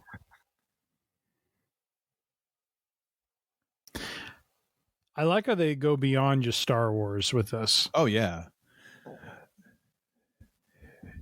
And it really is remarkable how much it's grown from physical models to like the volume. Oh, totally. It's crazy. But at the same time, like, if you think about it, like, the volume is essentially like the same matte painting stuff they were doing back then, you know, just now you can do it that much better in emotion. Yeah.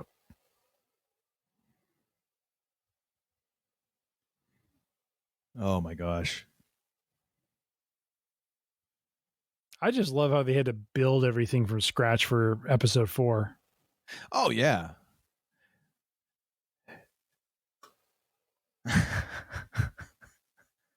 There's the original Death Star blowing up. Yep. Oh my gosh, I haven't seen that in a while. Nope.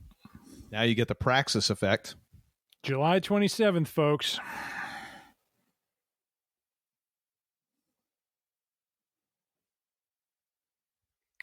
Favreau. Mm-hmm. Oh my gosh, I never knew that about Photoshop. Yeah. That's insane. Great use of Don't Stop Believing, ladies and gentlemen. Oh, yeah. Doug Chang. There we go. The man, the myth, the legend. Mm-hmm. Oh, the Razor Crest. Oh, what a beautiful ship that is. Indeed. The Rancor. Yep.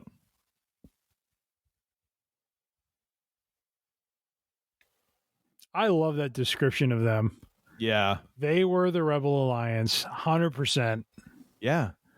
So if you, number one, oh my gosh, I got to tell you right now, I feel like I need to smoke a cigarette after that, because I am such a documentary like geek that streaming has been like, it's been awesome for me. Just so many documentaries.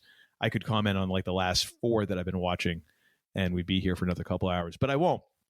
But if you're like me and you're a documentary geek and you've watched the Empire of Dreams documentary, which was for me back in the day when I got the OG trilogy on DVD, and that was a bonus DVD with that and some other stuff. Now it's actually streaming on the Plus as well. I highly recommend that if you have not seen it, because it will actually give you a little bit of this, but I'm sure they're going to go way deeper. So it might end up that Empire of Dreams kind of gives you a primer, and then they go like all the way in to the deep end on this. Yeah. But I mean, that whole idea, like just like building everything from scratch, that they were like these underdogs, and really like the thing that George Lucas says, like there were no effects houses. Like everybody, all the studios had like gotten rid of all this. Everything was gritty realism, and there were no more like people who did these effects. It just had to start from scratch. And my gosh, just to think of where it's come to now is amazing. Yeah.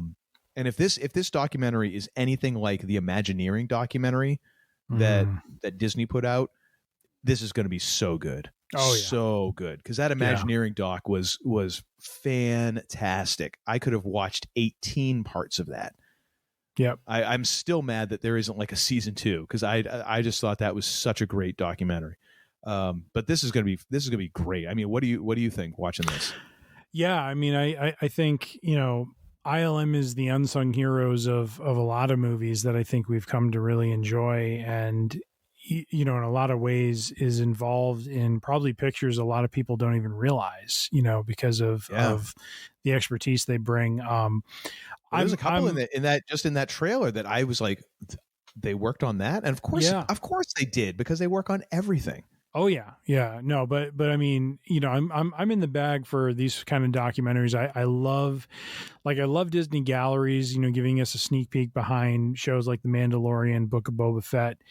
I really enjoy that, and I think to give some focus, and I mean 6 parts.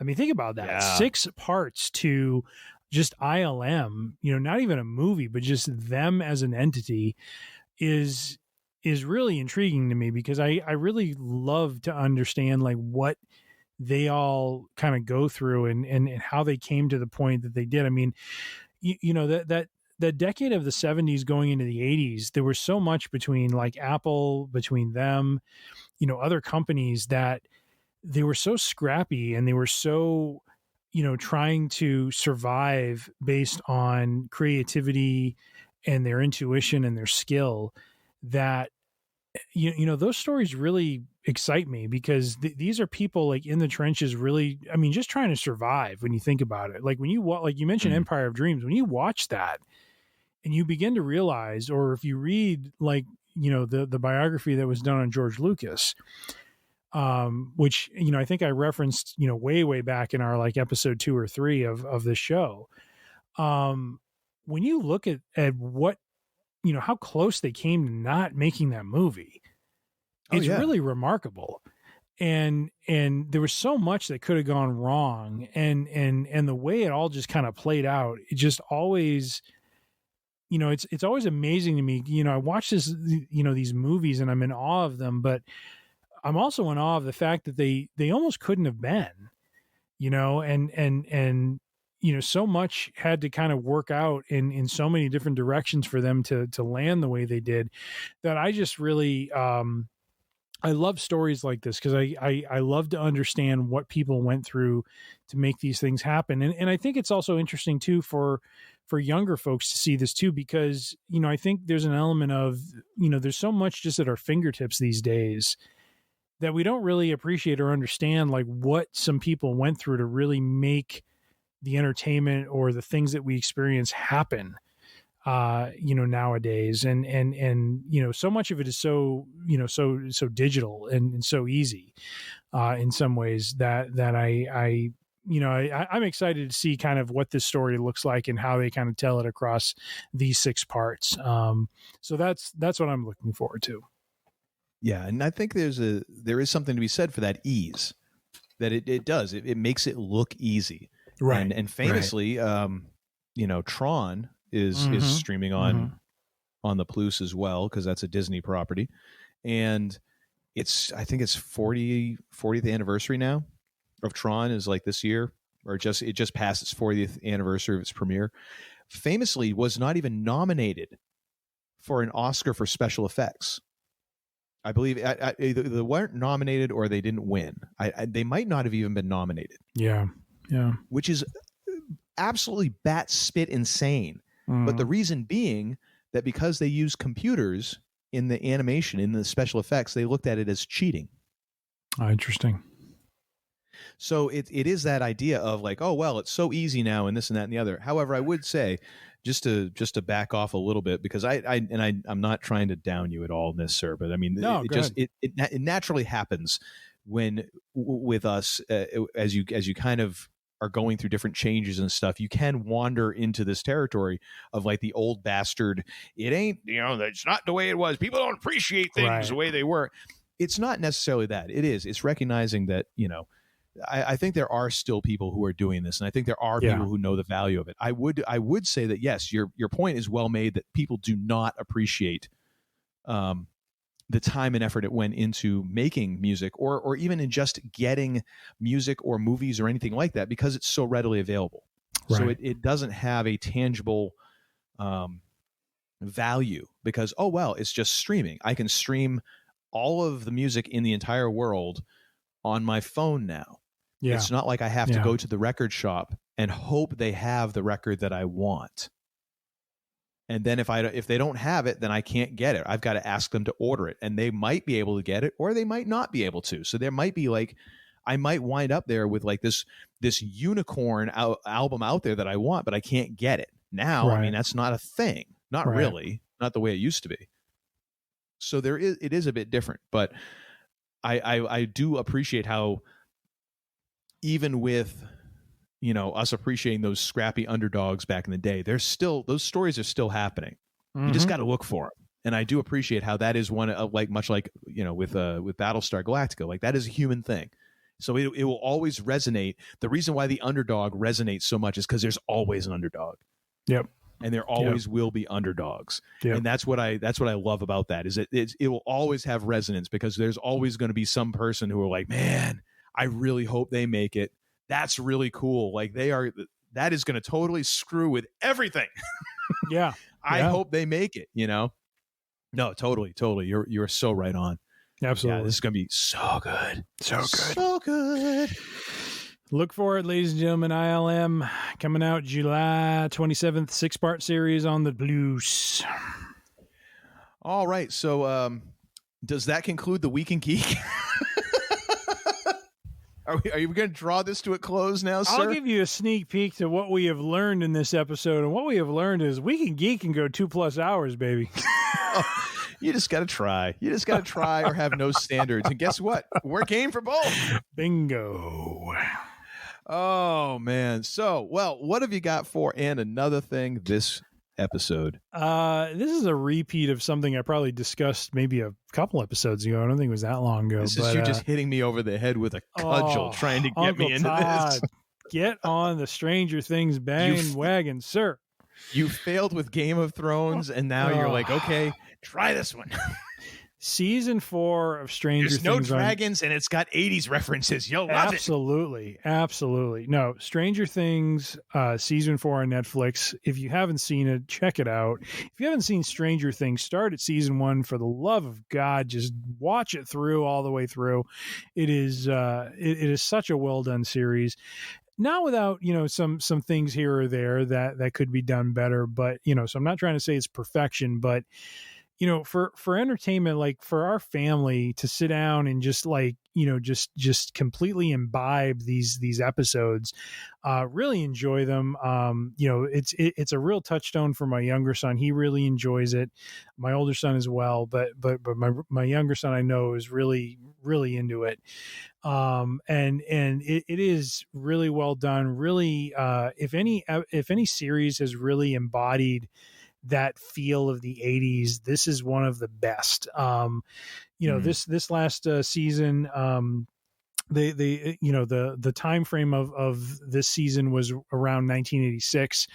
They worked into the storyline a song that I never really knew about from Kate Bush called Running Up That Hill. Apparently it was big in 86. It has become huge just because of this show over the last couple months. Started charting again. She's made somewhere in the order of $2 to $3 million just because of how popular it's become again. Good for her, because she probably got hosed out of a whole bunch of money back in the 80s. Probably. So good for her. And then, you know what? We need to start doing this for musicians and artists who got hosed back in the day, and throw them into a TV show now so they can make some of the money back that they got screwed out of earlier. Like, absolutely. Somewhere Billy Joel is making a call right now like, hey, you remember that time that my brother-in-law screwed me out of millions? Can you put me in an episode? Just a couple seconds. Just anything.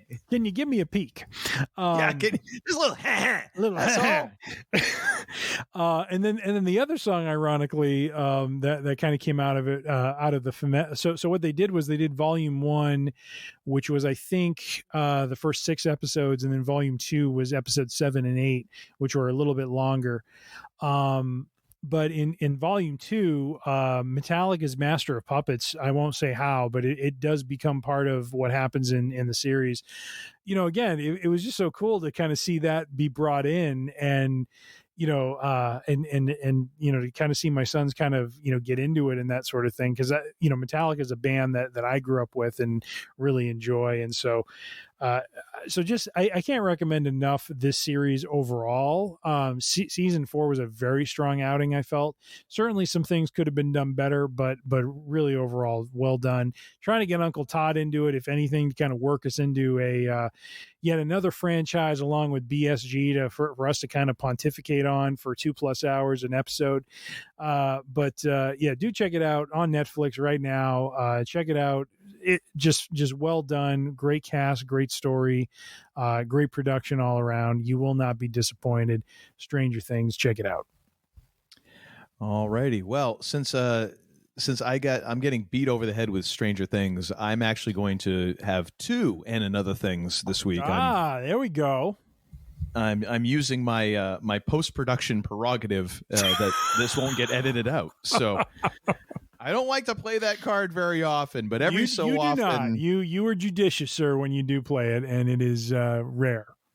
And I guarantee both of these will be worth your while, and they do actually have a bit of a tie together. So first thing is, I think I've recommended at least one of these shows before, but Questlove Supreme, the podcast hosted by the drummer for The Roots, Questlove.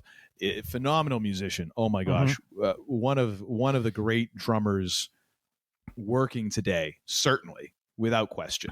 And he's one of those guys. Oh my gosh, he's not a small person, but his kit is so dead simple, but he makes it sound absolutely fracking ginormous, and so like tasteful, just with what he does. Anyways, he has a podcast. I think I recommended an episode before, but this is with bassist Christian McBride, nice, another one of the greats who great musicians working today. Jazz bassist, both upright and electric bass, primarily upright, but also does a lot of electric bass. And they actually, Questlove and Christian McBride, went to the same performing arts high school in Philadelphia. And so they've known each other for so long. And it's a great conversation about music and about his life and everything. And it is worth it.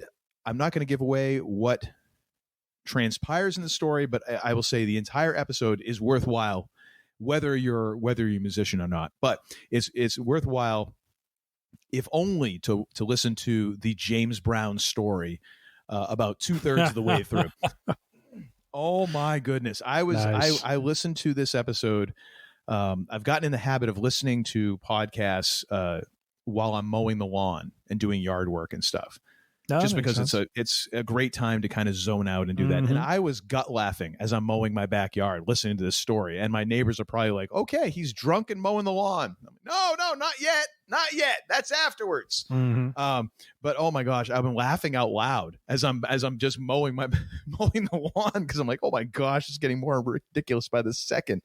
But it's a great episode, great conversation.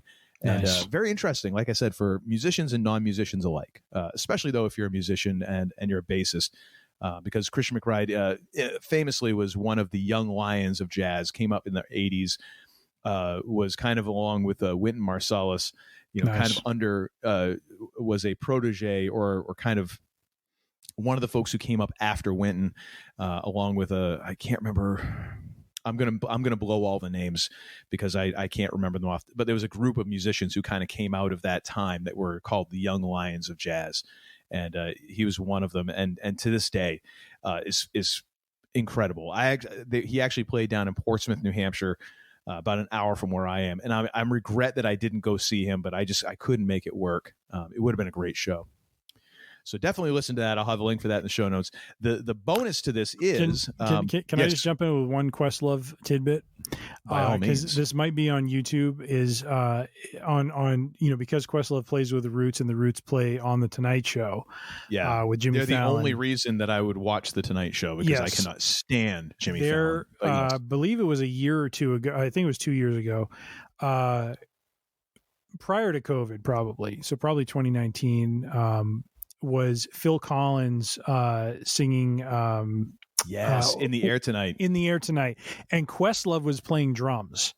Yes. And to see the look of just absolute glee on his face when he played that milestone, just that fill that is just so classic to that song was just so cool. Yes. I just Questlove, there's a lot of really good funny stuff with him on the Tonight Show. His interchange with Jimmy Fallon, he has a really good like Prince story. I think that there's still a clip out there on when Prince passed away and that sort of thing. But yeah, he just in the air tonight when he played that, you could just tell that was someone fulfilling a bucket list item for himself, and doing it with the man Phil Collins on vocals was just phenomenal. So I will throw that in as a bonus and another thing.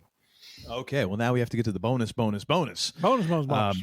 So this past Thursday, I had a chance to go down to the same place that I didn't see Christian McBride. I got to go see Tal Wilkenfeld, who is an incredible bassist. She is amazing, and she started out playing bass very young, and was in fact touring with Jeff Beck as his bass player, like in her teens or something. Nice, like, and it is a virtuosic bass player, just amazing. Over the last, I don't know, 4 or 5 years, she started venturing away from kind of more traditional, kind of what she had been doing, into more kind of singer and songwriter and all this. And she has a very distinctive voice and very expressive voice, and a style that is so unique. And her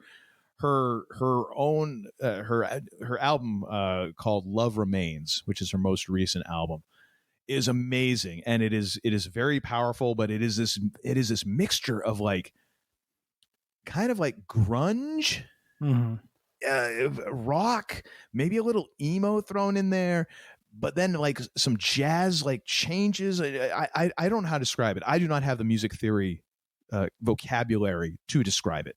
You just have to listen to it, and I would encourage anybody and everybody to listen to it. But nice. I got a chance to go down to Portsmouth and see her, and I brought my daughter with me because 2 reasons. Number one, I'm heading out for the aforementioned idiots on the road sort of thing. My trip is going to be a little bit longer, so I'm going to be away for like a week and a half. So I'm trying to pack in a bunch of family time before that, because I've been trying to do that more anyways, just in general, kind of to balance out, being at home with everybody with COVID. The first thing you're thinking is like, we all need to get away from each other for a little while after this whole thing is done. Like, we've been packed like sardines into this house for this long. We need to be away from each other. Now I'm trying to counteract that a little bit by, okay, well, let's still hang together a little bit. I don't know. One of these days we'll figure it out. But I wanted to have some time with her before I took off on my trip. And I also wanted her to see like someone who is a legit badass woman who is like great at what she does, first and foremost, as a musician. Nice. But also is like a force to be reckoned with as a band leader and a writer, and who is not necessarily taking like the road of easiest travel. Like, she probably could have continued doing what she was doing. She was on tour with Jeff Beck. She played with Herbie Hancock.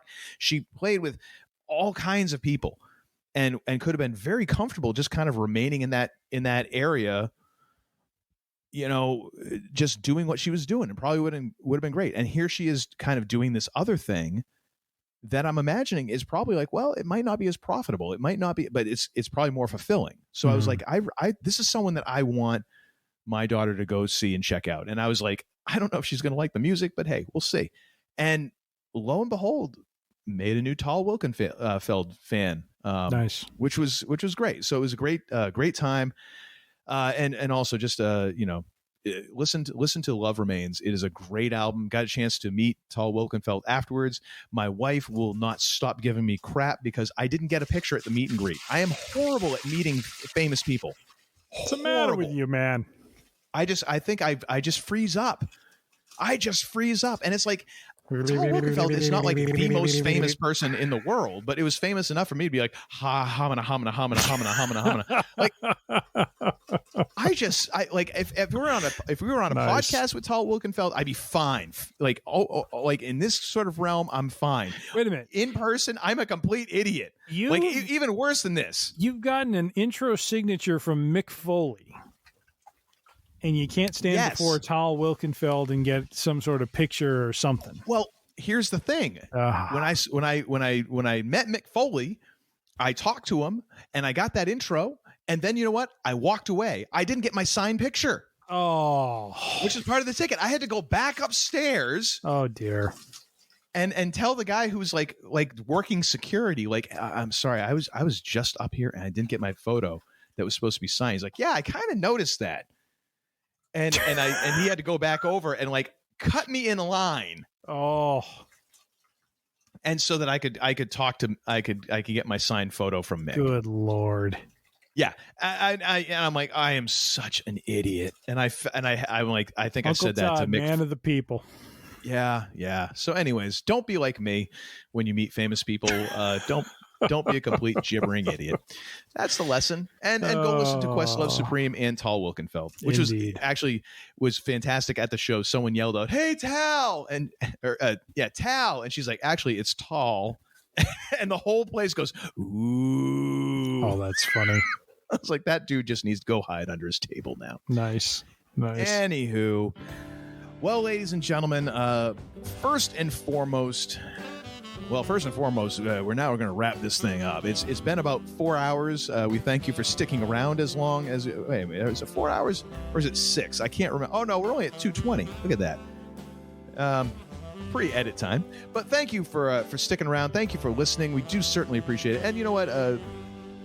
Actually, more foremost than that is thank you for your support over the past 3 years. And as we head into our 4th year, we certainly appreciate all of our subscribers. All the people who have shared a podcast with other people. Tom Cruise fans. Tom Cruise fans. When you know what? Come back. We will have Tom Cruise content for you every episode from now on. Even if there isn't, we're going to invent crap just to keep you happy. Because apparently the Xenuites are the thing that keeps podcasting going. Who would have thunk it? But thank you all for tuning in, sharing, and subscribing. We'd certainly do appreciate it. If you have not become a member of the Free Range Idiocy congregation, if you are not reading out of the same hymnal as us, what the hell is wrong with you? All you got to do is go to freerangeidiocy.com. You'll see all of our episodes right there. You can subscribe right to the Podbean app, or you can find us on the podcast purveyor of your choice, of which a few of those are Apple Podcasts, Google Podcasts. We are on Spotify. We are on iHeartRadio. We are on Samsung Podcasts. A whole bunch others. Just Top Gun Podcast. Top Gun. Tommy's Top Gun Podcast.com. Whatever, goosesrevenge.org. The Iceman Cometh.net. Yeah, all of those. We're on all of those. Yeah. Cruisalites come together. Rooster Redux. And they couldn't even get the real Rooster Redux. It's like Rooster_Redux. .me or something. Oh man. .biz. We're on all of those. But you know what? Just search for Free Range Idiocy. Chances are you're going to find us. If you don't find us, go ahead and send an email to tim@freerangeidiocy.com, and we'll see about hooking that up for you. If you haven't followed us on the social medias yet, by all means, you should do that. We are on the Twitter, we are on the Facebook, we are on the Instagram. All of those are at Free Range Idiocy. If you have any questions, thoughts, concerns, offers of outright bribery, or hey, you got something you want us to talk about on the show, please, by all means, encourage us. Our families hate it, but we love it. So send all of those to tim@freerangeidiocy.com, and he will get back to you forthwith, if not sooner. And now, ladies and gentlemen, we come to that part of the show that everyone looks forward to the most. It's when I stop talking. Well, stop talking as much. We take what we can get. But I hand this off to the man they call Tim, the less idiotic of the two idiots who run this show, because, well, guess what? In a world of crappy options, you take the best you can. And he's the best we got. By far. I just happen to talk over him all the time, and you know what? I apologize. Sometimes. But Are you booing because I talk over you, or are you booing because I apologize? I'm confused. Booing because you talk over me, but that was just for fun. Oh, okay. I don't really feel one way or another about it. Okay, good. Well, I will hand the show over to Tim, but not before I've asked the second most important question that humankind has ever uttered in all of recorded and unrecorded history. The first, of course, being what is hip. The second being, the hell did we learn this episode? We've learned the following, my friend. We have learned that, hey, the Week in Geek, we can go for 2+ hours, my man. Hi! Hey! We've also learned... If the moon was really made out of green cheese, would you eat it? I would. I wash down with nice cold Budweiser. Or tin cup rye, because that is the other thing we've learned is tin cup rye, or at least Uncle Tim has learned, or man they call Tim has learned, tin cup rye is delightful. Are you drinking it out of the little tin cup that comes on the top of it? I might be. I'm drinking out of a glass. I'm pretty sure that's not drinking safe. I'm pretty sure there's lead in that or something. Oh, dear Lord. We've also learned that Uncle Todd is not having these hit jobs on Rian Johnson. That is for certain. Leave Rian Johnson alone! Indeed. We're gonna start up another podcast. Free Rian Johnson. That's what we're gonna do. Which will fulfill our goal of trying to have one or more podcasts named Free Something. So it's going to be the Freeverse. That's what it's going to be. That's right. And it's all by Freeberg rules as well. Oh, very nicely just done. Further confuse the issue. Deep cut there. Very nice. The man they call Tim, grateful Uncle Todd for introducing him to Clerks and Kevin Smith. So appreciate that. We've also learned Pizza Poppa is the new Pete Rose to Doctor Strange's Kane. Pizza Poppa always gets paid. Indeed. Always. Indeed he does. New BSG series will never happen. That's just something we've learned today. If we didn't already know it. Just hearing, and again, I joke, it's got to be, like you said, because you're much smarter about this stuff. I was like, there's got to be some sort of AI that does this. Tim's like, well, as a matter of fact, there is. It could be this good. I'm like, oh, yeah, because I'm this inept that I didn't even notice this. Because of course. But yeah, it's totally like just assembled from everything else and just like hodgepodge together. And I'm so relieved. Yeah. Every time we do one of these, I am relieved because I'm like, we are that much further away from this never happening. Mm. Awesome. Mm-hmm. Beautiful. Love it. And final, and most importantly, Denver. Better buckle up. Better buckle up because Free Range Idiocy is coming to town. The idiots are coming. The idiots are coming. That is they'll all. Probably get lost. That is. Yeah. Uber, help me. We'll be like Denver, Wyoming. Like, boy, this doesn't really get to look Red like Rocks? much. I'm near a rock that's red, but it's not like what I thought it would be. That'd be great. And why is this guy peeing on the other side of the rock? Patrick? Oh gosh. Is that you? Please tell me we're not expensing his ticket out there. Good Lord. No, but he might stow away like where the landing gear are. I wouldn't put it past him. I wouldn't. I wouldn't either. All right, well, ladies and gentlemen, as Uncle Todd has said, thank you so much for the listenership, for the downloads. We very much appreciate it. And as we like to close things out, be safe, be healthy, be kind, be good to one another. And hey, we're footing the bill for these flights out to Denver. So if you would please, just to save a few shekels, would you please hit the lights on the way out?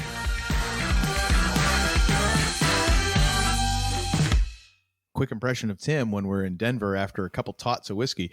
If we're a mile high, do I have to duck going through the doors? I thought you were going to go, Bill Moody, he was here. I'm pretty sure he peed on this wall or that rock or the rock and the wall. Give me another drink. What's that stain over there? By God, that's got to be Kane. No, Tim. No, it's Pizza Poppa. Oh, good Lord. Stop peeing on Pizza Poppa. Bruce Campbell, how did you get here? Oh my gosh.